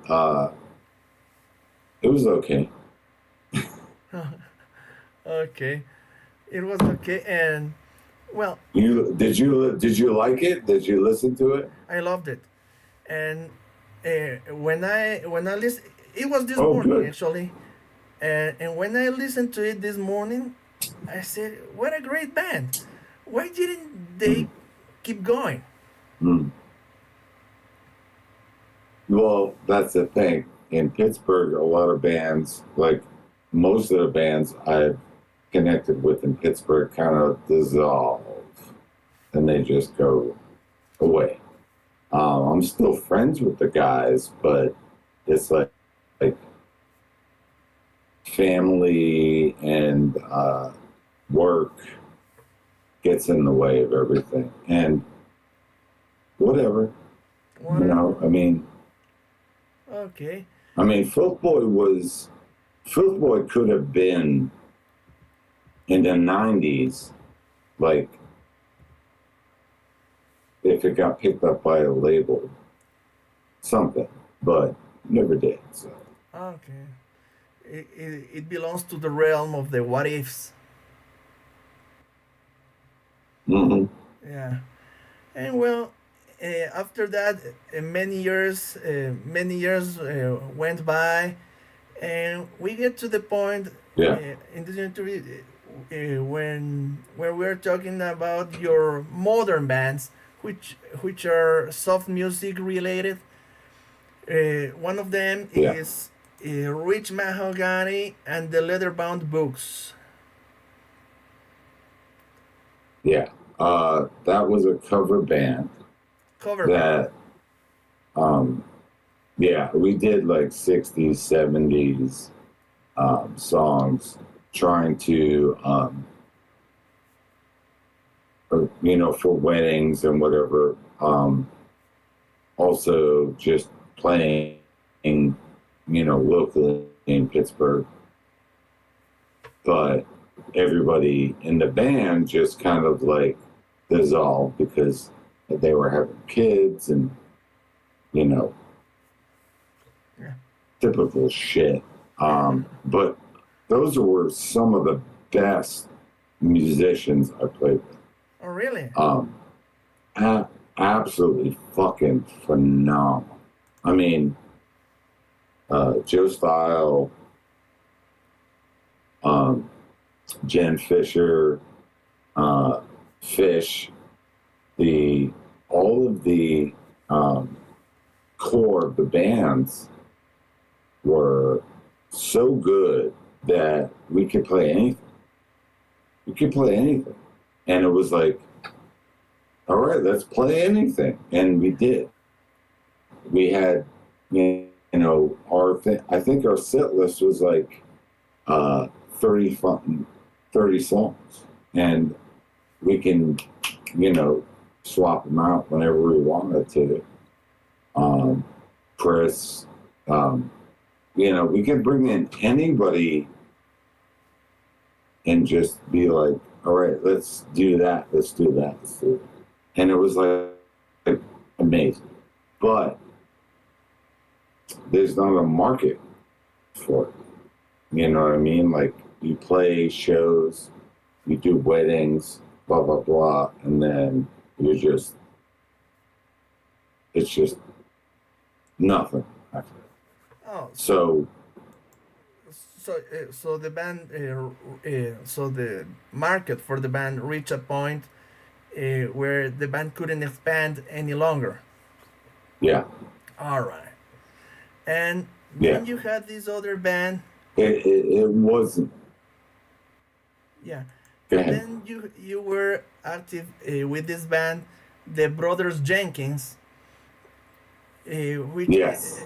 Yes. I have only found today. Well, to this date, I have only found two video clip singles on YouTube. Yeah. Yeah. So what I did was I worked with one of the guys at Apple when I worked at Apple. And it's him and his brother. So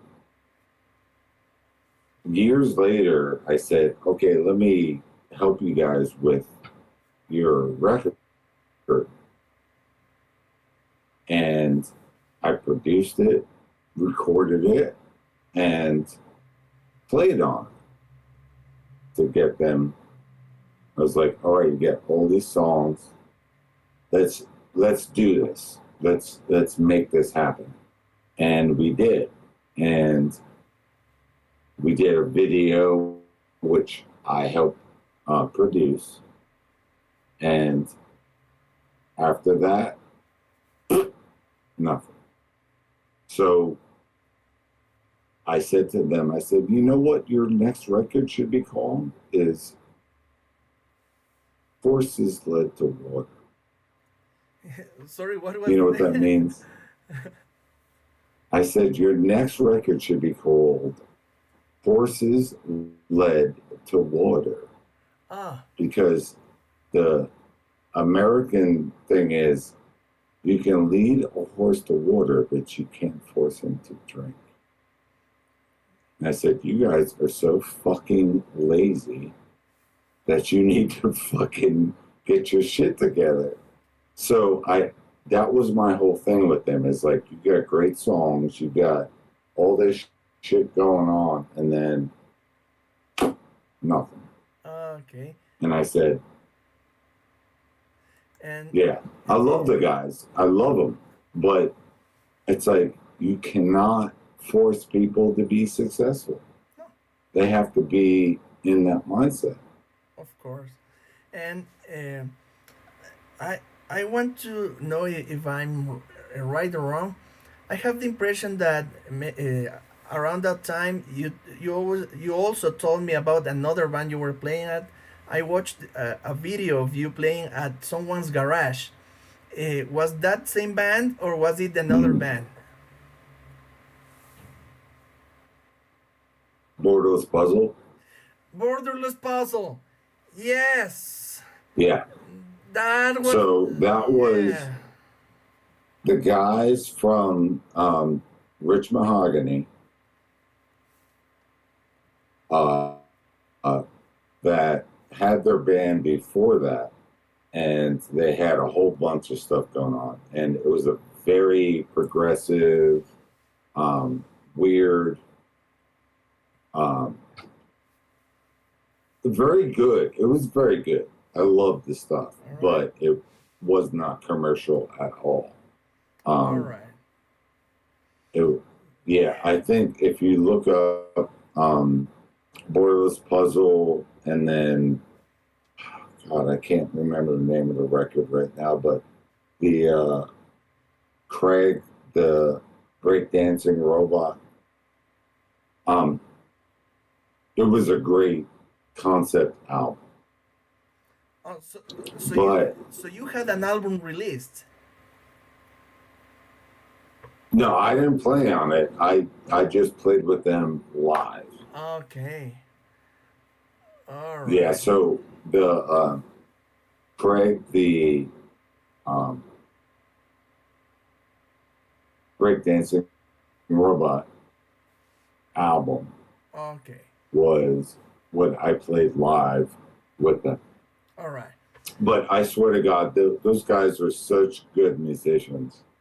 Yes. They blew my fucking mind, Pablo. They were just like next level, but marketing and becoming, they just, it never happened. Okay. I have a theory about that. Let me translate this part and I shall share it with you. Okay. Ok, bueno, esta parte que es un poquito extensa, sí, se extendió un poco porque estábamos conversando sobre todas las bandas que Scott tuvo después de Brutal Truth y MALFORMED EARTHBORN. MALFORMED EARTHBORN se acabó, o sea, fue algo temporal y salió en el 95 y hasta ahí llegó. Entonces, y yo le digo, bueno, Scott, vamos a hablar de las otras bandas que tuviste después, son varias. Primero, él tocó el bajo en una banda de rock metal industrial llamada Field Boy. Y dice, bueno, eso pasó cuando me mudé a Pittsburgh. Los chicos de esta banda necesitaban un bajista. Scott no había tocado nunca el bajo, pero sabía tocar la guitarra. Y por la similitud con la guitarra, logró acomodarse al bajo. Y fue entonces que tocó con ellos un tiempo. Grabaron un disco, pero no tuvo mucha trascendencia. Sí tocaron bastantes shows, llegaron hasta Toronto, en Canadá, pero la banda no continuó. Y le digo, esa banda tenía potencial, porque hoy por la mañana me puse a escuchar el único clip que encontré en YouTube de esta banda. Es un clip en vivo. No está Scott ahí, pero es una buena canción en vivo. Y digo, esa banda se nota que era muy buena, tenía potencial.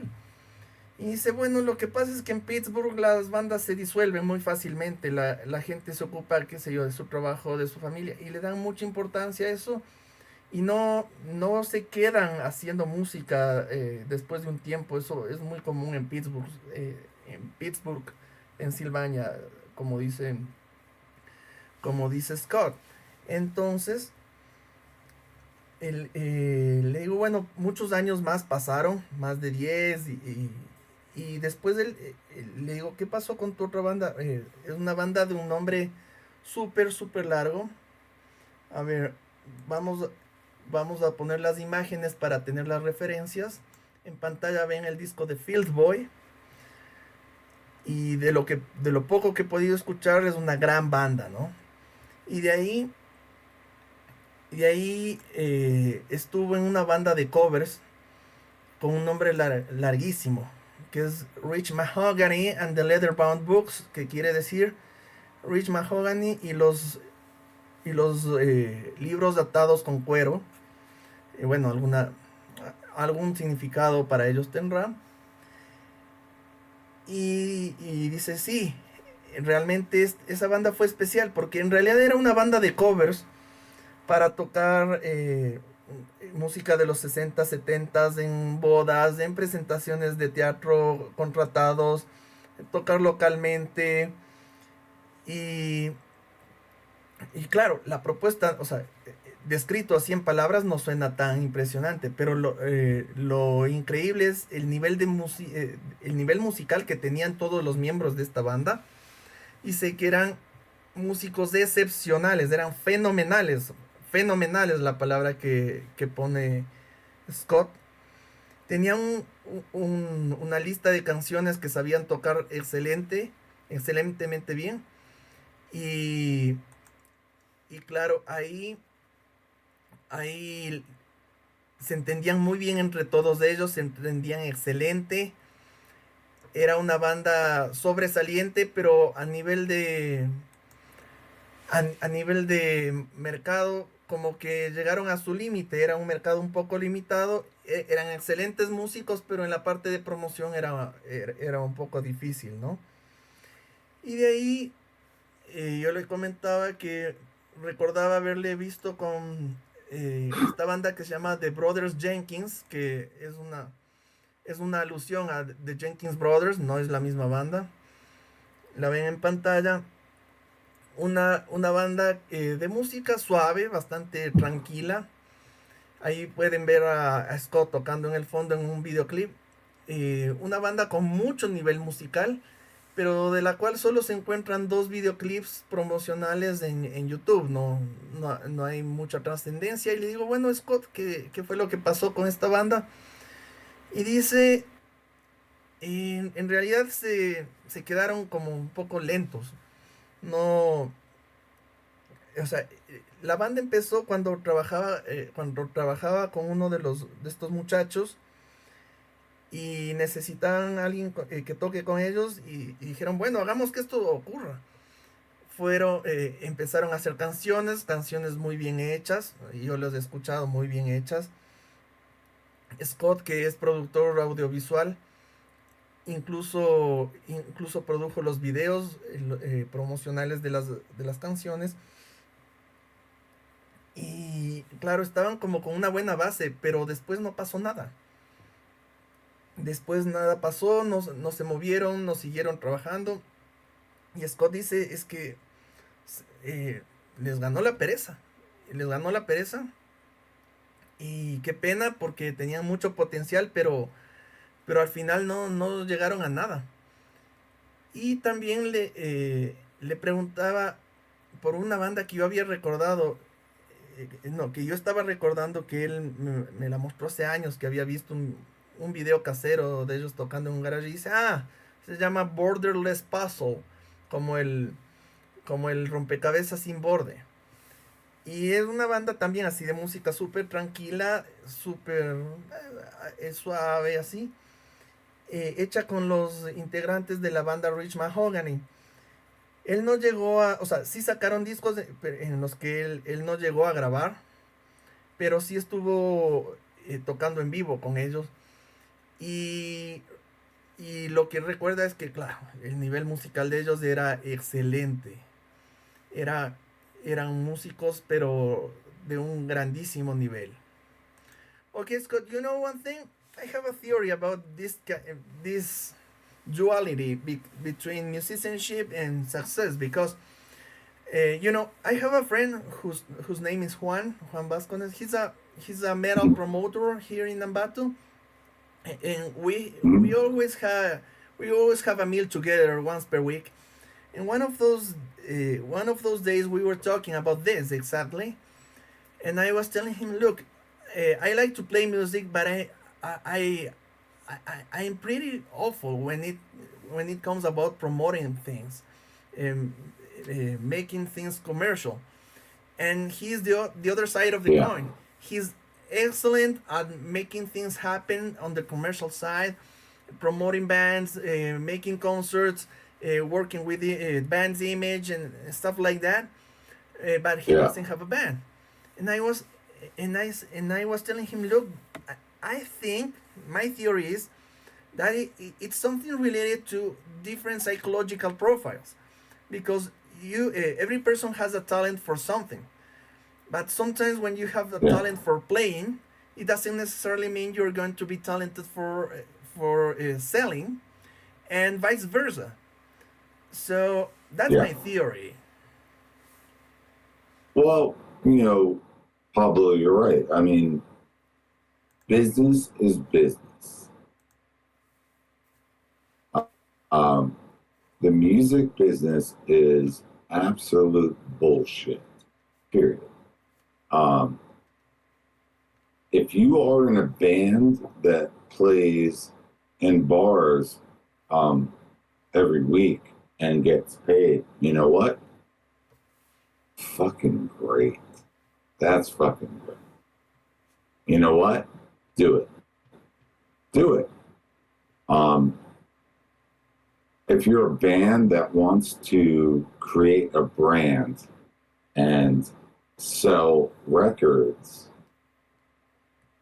how do you do that now in this climate without getting fucked? The best thing to do is do it yourself, right? Put up a Bandcamp page, sell your records, sell your merchandise, play shows, go across the country, get a good booking agent, and do it. But the environment that we're in right now is those two things. Playing a bar and make your money, doing sea shanties or whatever the fuck you do, or be a band that wants to tour, that wants to make money off of their merch, off of their shows. Do it yourself. Do it yourself. That's what the internet is right now. Record labels can go fuck themselves, honestly, because they have no hold on you, right? They're just corporate entities that say, you need to come with me to make money. But you know better than that, don't you? You know that I don't need you, motherfucker, to make money for me. Right? Pablo, you know what I'm saying. Absolutely. And you know one thing? All of this, yeah. Go ahead. You know one thing? The it has you know, you're describing music industry in general, but in the last 20 years it has become even worse. You know why?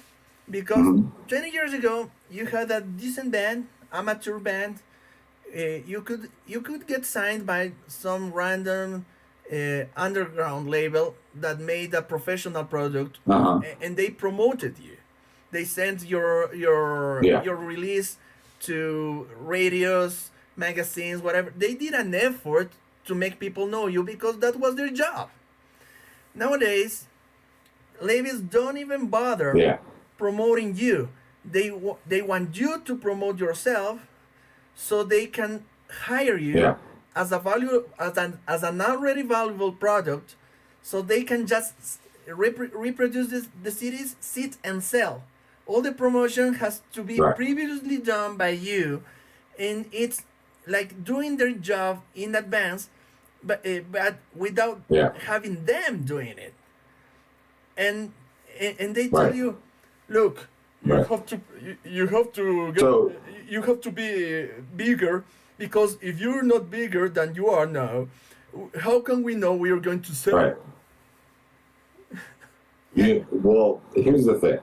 So, if you are like, let's break it down all the way to bedroom, right? You have a band, right? Yeah. You have songs. You can go on the internet Well, first of all, you can produce your own shit and make a record, and then go on the internet and then promote that band, and then you can say, okay, I want to do shows, and then do the shows, make the money, sell the merch, and then if somebody else comes in, you go, fuck you. It's my money. I don't need you right now. And then you go on to do festivals, whatever, because you're in control of your destiny as a band.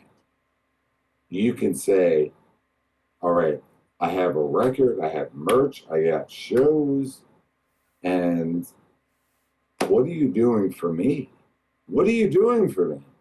You're not doing anything. Yeah. You want 10% of my shit when I'm already doing my shit. So fuck you. I'm going this way, and you're standing here waiting for dumbass to come and say, I don't know what I'm doing. Guys, you know what you're doing because you have the fucking tools. Use them and then keep going forward. It's that simple. That's what the internet has done in the last fucking 30 years. Yeah. Right? Democratize. Record labels are only there because they have people employed to say, I'm the PR person. I'm this person. I'm this person. They all get paid to do bullshit. Okay? Okay. They don't get paid to market anything. They get paid when you, as a band, makes money. You can do that by yourself. Yeah. Do it. Fuck them. Yeah. Right? That's right. Am I right? You're absolutely right. Maybe the solution is even if the band members are not have not the best of the best ability to sell, they can hire someone to work with them selling, a salesperson to be in charge of that with the band and not a label. So, but what's the goal of a record? Or what's the goal of a band? To sell a record, right? To sell merchandise, to promote shows that they get paid for. You have all those tools. 1, 2, 3. All of that is in your camp. Nobody else can do that for you. You've already done it. So just keep doing it. And you know what? You're going to get paid. When the label gets involved, the label says, no, I want you to do it this way. And then you have to owe me money. Do you want to do a video for your latest music? All right, hold on. Do you want to do a video for a song off your record? Guess what? You already done it. Do it. Just make a video, put it on fucking YouTube. Guess what? Back in the day, the label said, I'm going to charge you $40,000 for that so that we can hire somebody to make a video. Guess what? You just fucking spent $500 to make a video that's going to get 12 million views. And how many sales are you going to get on a record? Sure. Fuck them. Fuck them. They're absolute fucking unnecessary. They're absolute pieces of shit. All right. And I mean, just do your thing, man. You can make tons of money yourself. Do it. Right. That's right. Right? Now, let's tell the people this. All right. Ok. Aquí estábamos conversando de cómo funcionan las cosas. Claro, hablábamos de cómo es del mundo de la música, sobre todo el negocio, el negocio de la música, porque yo le decía, mira, yo tengo una teoría, y mi teoría es que el perfil psicológico de un músico no siempre es del mismo que el de alguien que vende. Yo siempre me siento a conversar así varias veces con mi amigo Juan Vázquez, y el otro día estábamos conversando de esto con él. Y yo le decía, mira, yo tengo un perfil como para crear música, me gusta hacer cosas, pero tú tienes perfil para promocionar cosas. Y son dos perfiles que se pueden llevar bien, pero son diferentes, son personalidades diferentes. Yo le decía esta teoría a Scott, ¿no? Y dice, es que el tema con el negocio del mundo de la música es que, como dicen en inglés, business is business, o sea, negocios son negocios. Y resulta que cuando eres músico, o sea, el mundo de la música, la industria musical, suele intentar sacar provecho, el máximo provecho a los artistas, ¿no? Entonces, dice, mira, ¿qué es lo que quieres? ¿Quieres que te vaya bien? ¿Quieres ser exitoso? Si te va bien con tu banda, genial. Pero si no, ¿qué es lo que quieres hacer? Eh, ¿Quieres realmente vender tu merchandising? ¿Quieres vender tus discos? ¿O quieres que alguien se aproveche de ti? Eh, hay dos formas de trabajar, dice. La una es ser una banda que toca en bares, que tiene su negocio, su entrada de dinero, les va bien. Pero claro, si quieres ser una banda y quieres salir de gira y vender mercadería, ropa, discos, cualquier cosa que tú vendas y promocionarte y que te contraten, hazlo tú mismo. Hazlo tú mismo porque si es que metes a alguien de un sello, una discográfica, a que opine, a que te dé órdenes, se van a aprovechar. Eso es lo que dice Scott. La mejor cosa que puedes hacer es aprovechar las herramientas modernas que hay ahora y hacer bien las cosas. Y cuando alguien se acerque, decirle, oye, no te necesito, porque tú puedes estar totalmente al control de tu propia actividad comercial. Y yo le decía, claro, incluso si es que una banda no tiene, los miembros de una banda no tienen la vocación de vender o de promocionarse, pueden contratar a alguien que lo haga. Y Scott dice, claro, es que de eso se trata, de que alguien de la banda o cercano a la banda pueda usar el internet, que es la herramienta que ha democratizado las cosas en los últimos 30 años. Porque antes tú tenías una banda, te contrataba un sello, te decía, mira, vamos a hacer un video, cuesta $40,000 y vamos a contratar a tal persona. Y claro, ellos tienen su opinión porque ellos meten el dinero. Pero ahora tú con $500 puedes autoproducirte un video y puedes generar millones de visitas. Claro, estamos hablando en teoría porque hay que saber promocionarse. No todo es tan fácil, pero las cosas se pueden hacer desde casa y esa es la parte democrática que tiene el internet a día de hoy. Ok, Scott. Now, we are reaching the final section of the interview. It's not always too short. I have to be honest, not always the shortest, but it's the final section, and it's always related to trivia facts.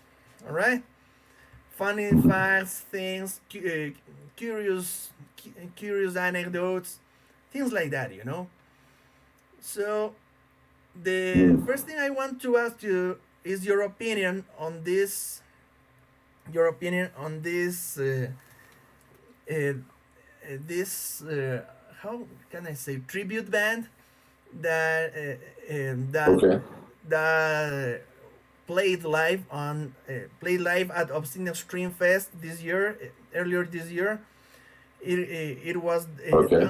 Dan Lilker on bass, with a group of Czech musicians from the Czech Republic, playing Walking corpse.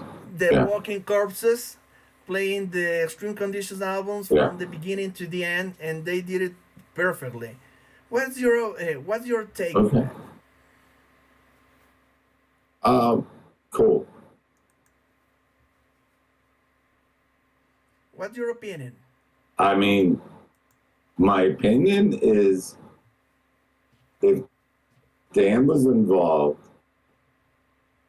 fucking cool. That's fine. Okay. I don't care.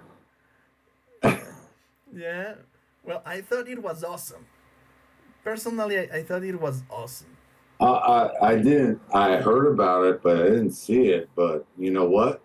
I don't care. It's like, to me, that's fine. I mean, I love when people, if people love that record and they want to hear it, and whoever plays it, that's fucking great. Yeah. So. Yeah, I think I was watching some live footage, and not with a professional sound, but it was audible enough. And one Yeah.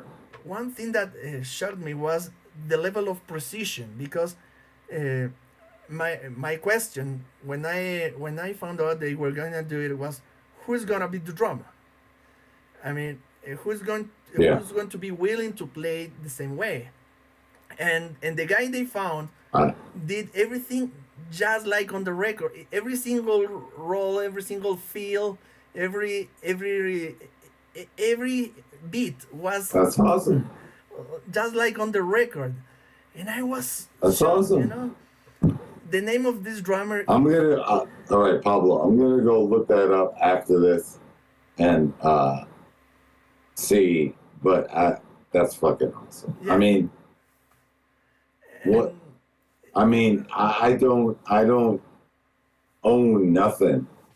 If the guy looked at what I did on that record and then he replicated it, oh my God, good for him. You they know? were awesome. And it's the you Yeah. know who did it? It's the one guy who was on this show a few episodes back, Martin Bilek. He's the founder of this well, formerly gore grind, now it's heavy metal rock band Malignant Tumor. Yeah. He got the musicians, and he put everyone together to work with Dan Yeah. in a matter of a few months. And the drummer is this proficient guy called Yiri Sayit. Yiri Sayit, who has a side project with Martin. And Yiri is out of this world. He's amazing, man. I mean, unfortunately, there is not a professional sounding register of that. But if you're able to notice what he's playing on the live footage, you will be happy. You know, it's an awesome. I'm gonna go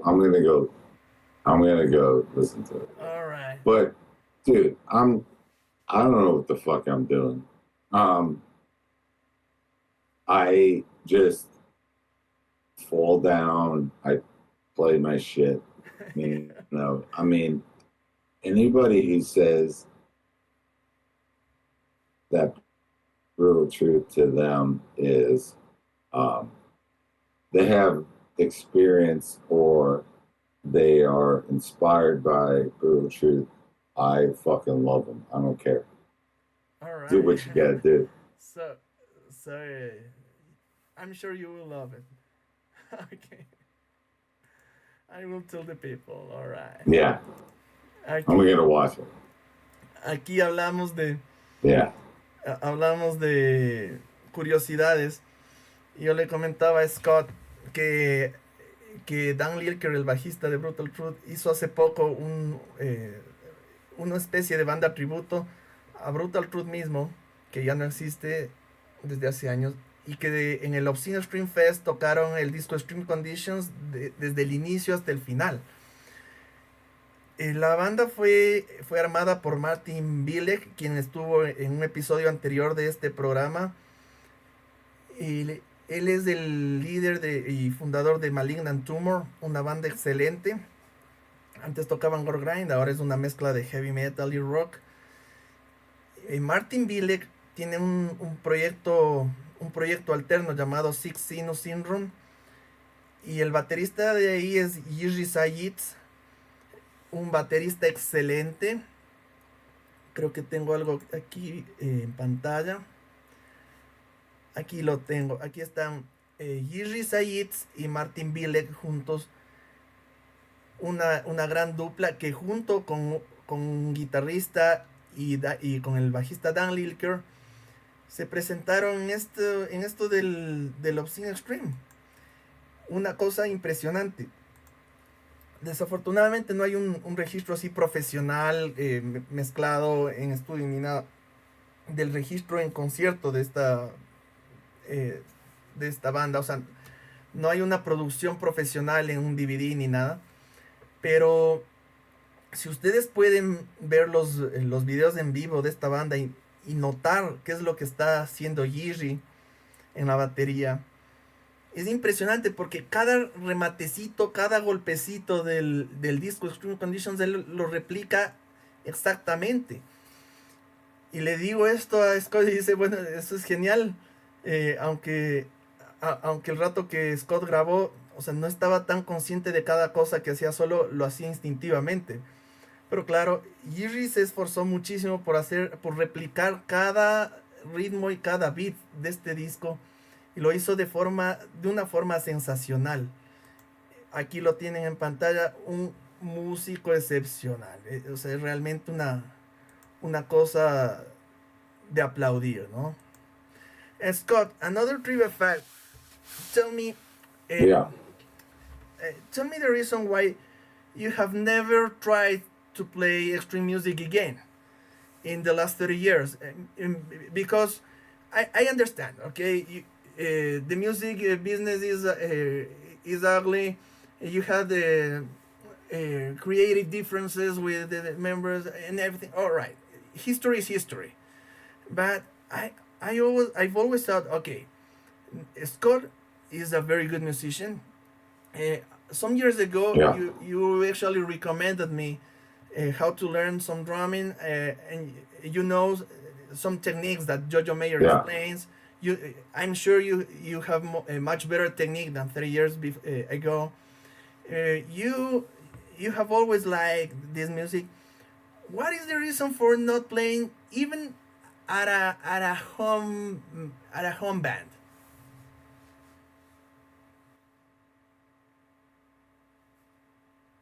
Well, that's a good question.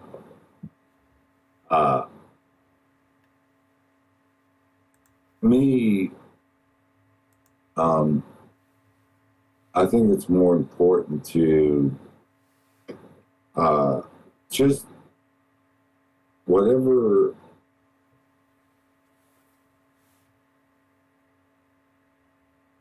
legend I've done or whatever discography. But I think that making music going forward is more personal.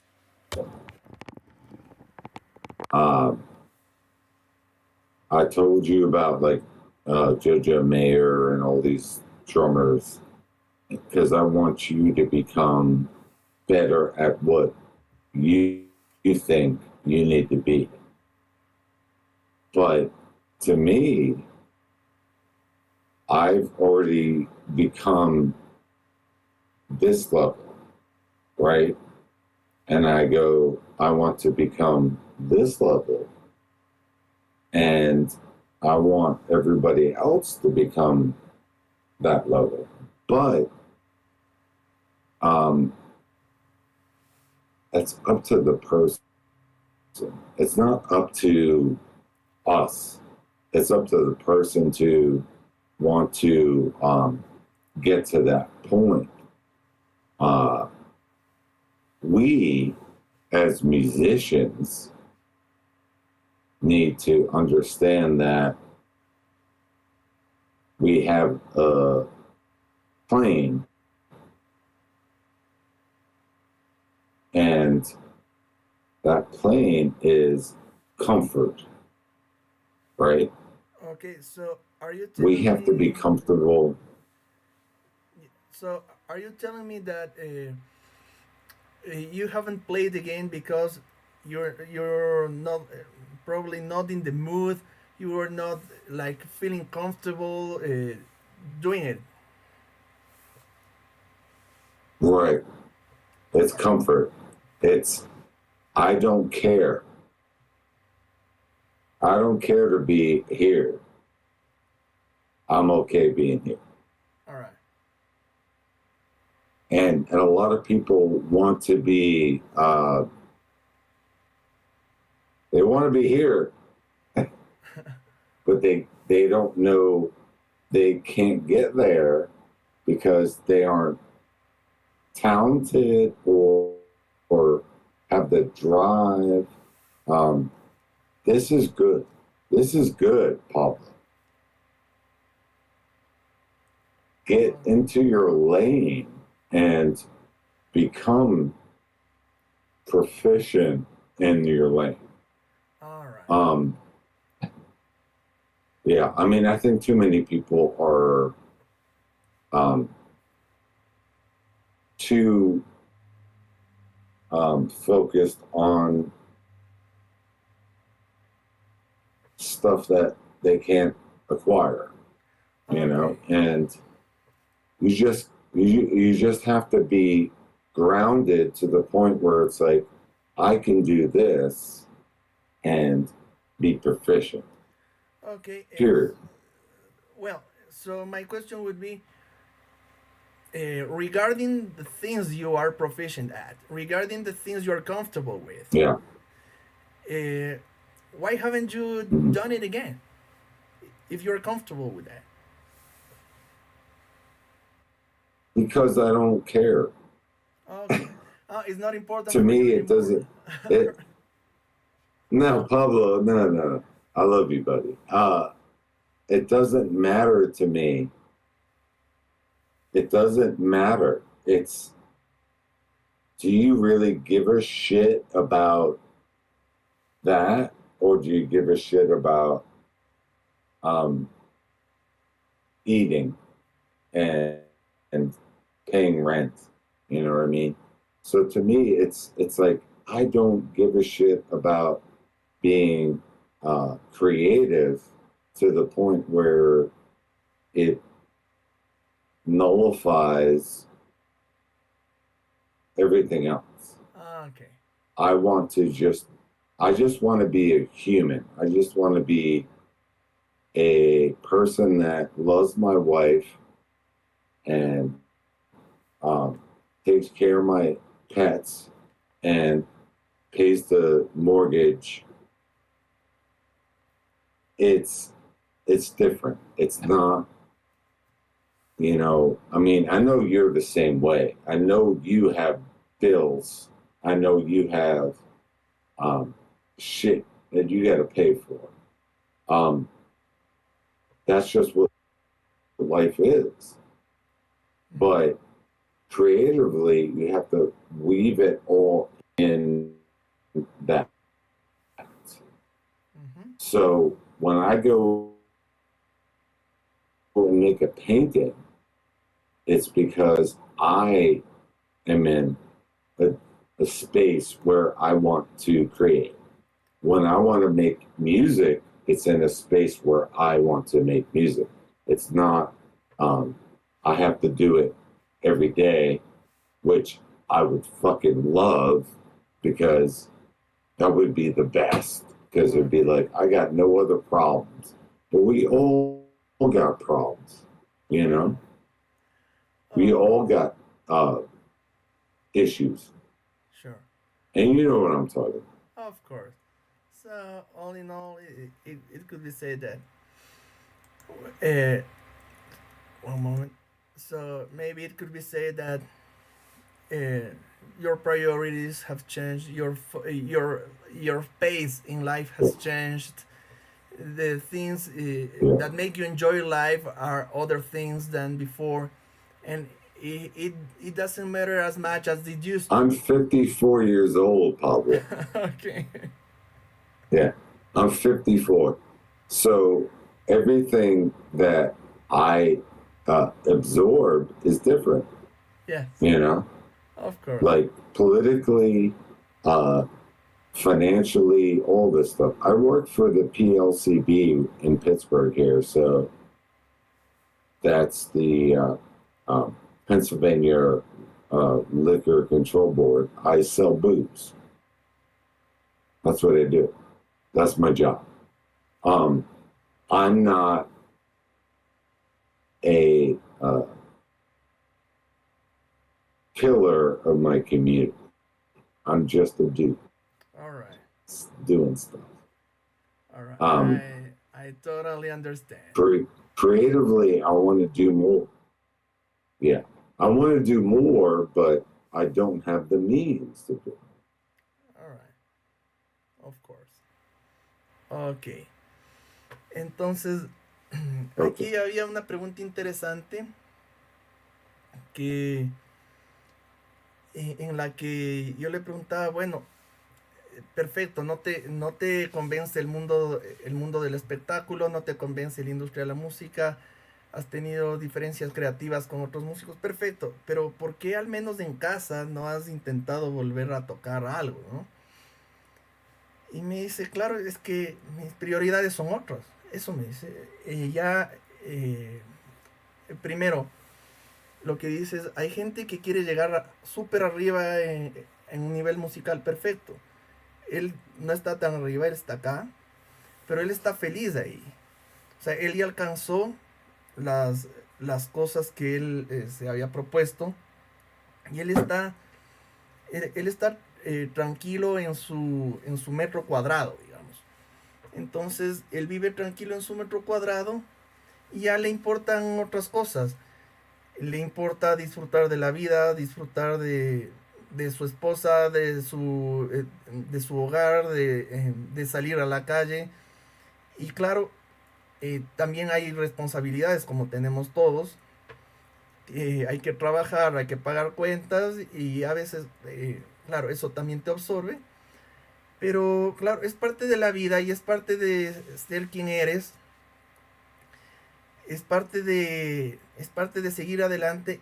Y ya hay un punto en la vida en el que a Scott no le interesa tanto la parte creativa de la música.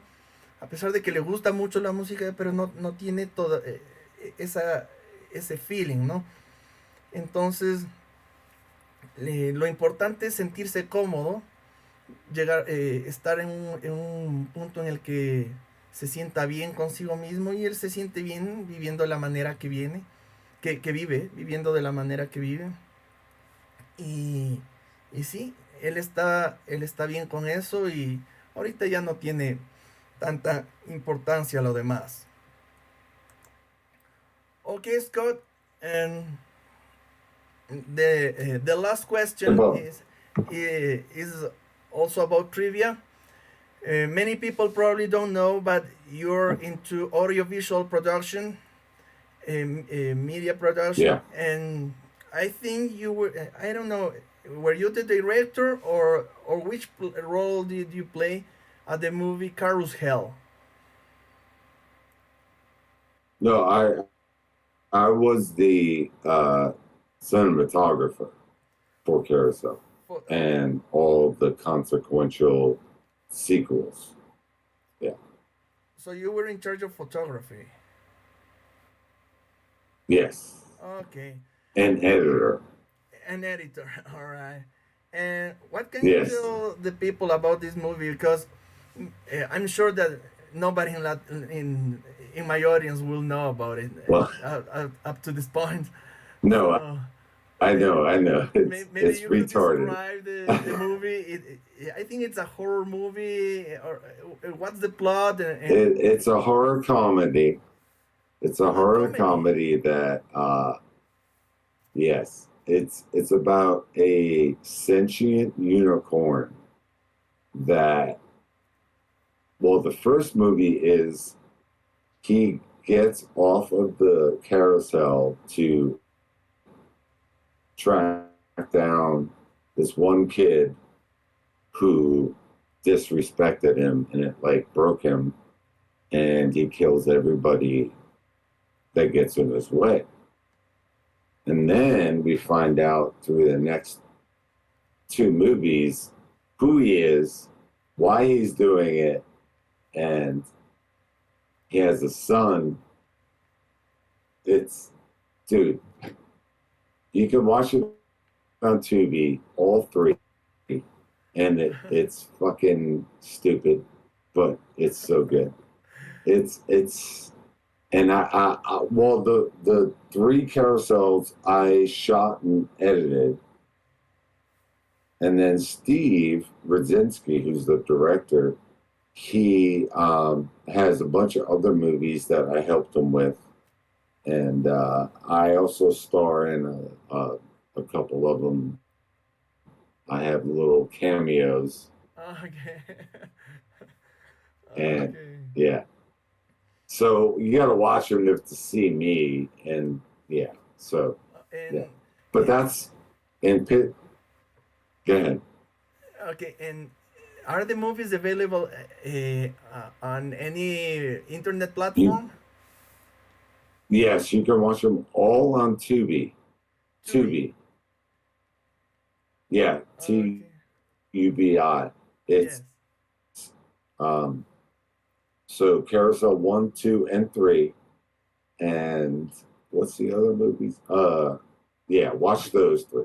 You'll be happy. All right. If you watch them all in sequence. Yeah. Okay. Yeah. Excellent. Let me tell the people. I'm sure some people will totally love it because it's another. Hopefully. It's another side of your artistic experience. Okay. It is. Okay. Yeah, it's stupid, retarded, horror comedy that hopefully everybody thinks fun. There's a lot of bestiality, maybe. It's unicorn on woman sex. Okay. So funny description, stupid retard. Okay. That's the first movie. Second movie is unicorn on male sex. So he's bisexual. So we. Okay. Yeah. Okay. Okay. So watch them all. Sure. See what happens. Yeah. See what happens. I think you'll love them, Pablo. I think you'll fucking appreciate them because funny, and yeah, I know I will. You'll like it. Okay. Bueno, esta ya es la última parte de la entrevista. Right, y claro, yo le decía que nos hable de su otra faceta artística, que no solo es músico, porque él trabajó en una película de terror llamada Carousel, es como el carrusel del infierno. Y le digo que nos cuente acerca de esto porque, claro, aquí en Latinoamérica seguro que nadie o casi nadie sabe de esta película. Y dice que, bueno, en realidad son tres películas. Él estuvo a cargo de la fotografía y también fue editor. Es una comedia de horror acerca de un unicornio al que un niño le falta el respeto en el carrusel de un parque de diversiones. Cobra vida y le busca al niño para ver cómo desquitarse y cosas así, ¿no? Y que esa es la primera película y que las otras dos películas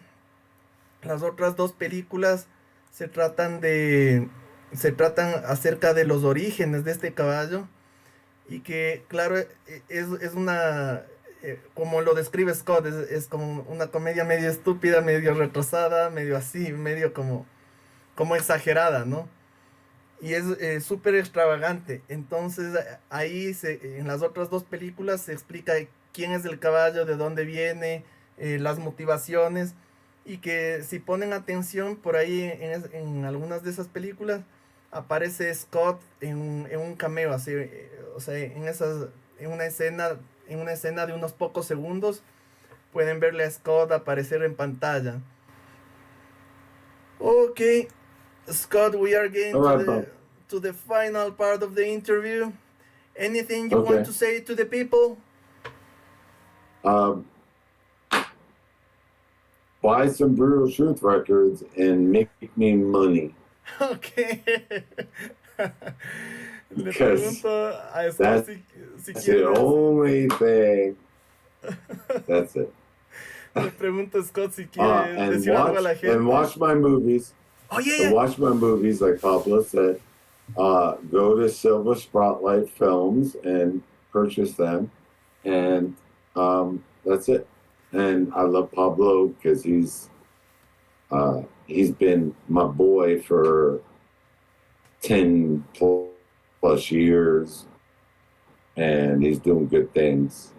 And support him.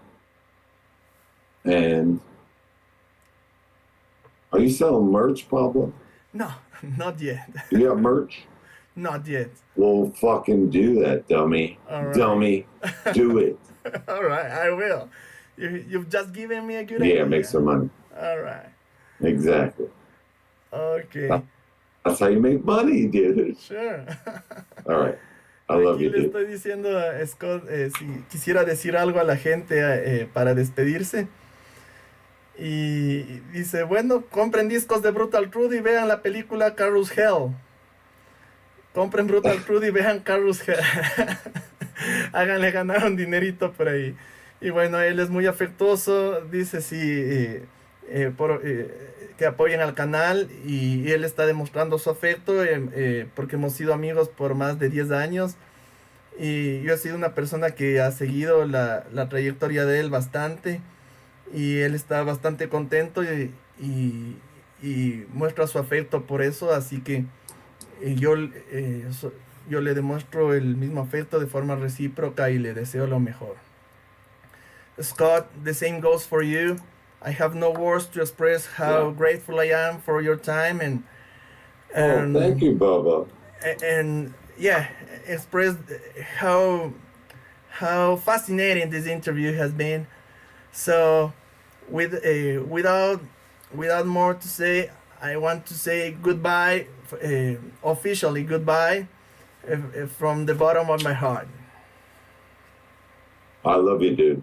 You're a great dude, and anytime you need me, just contact.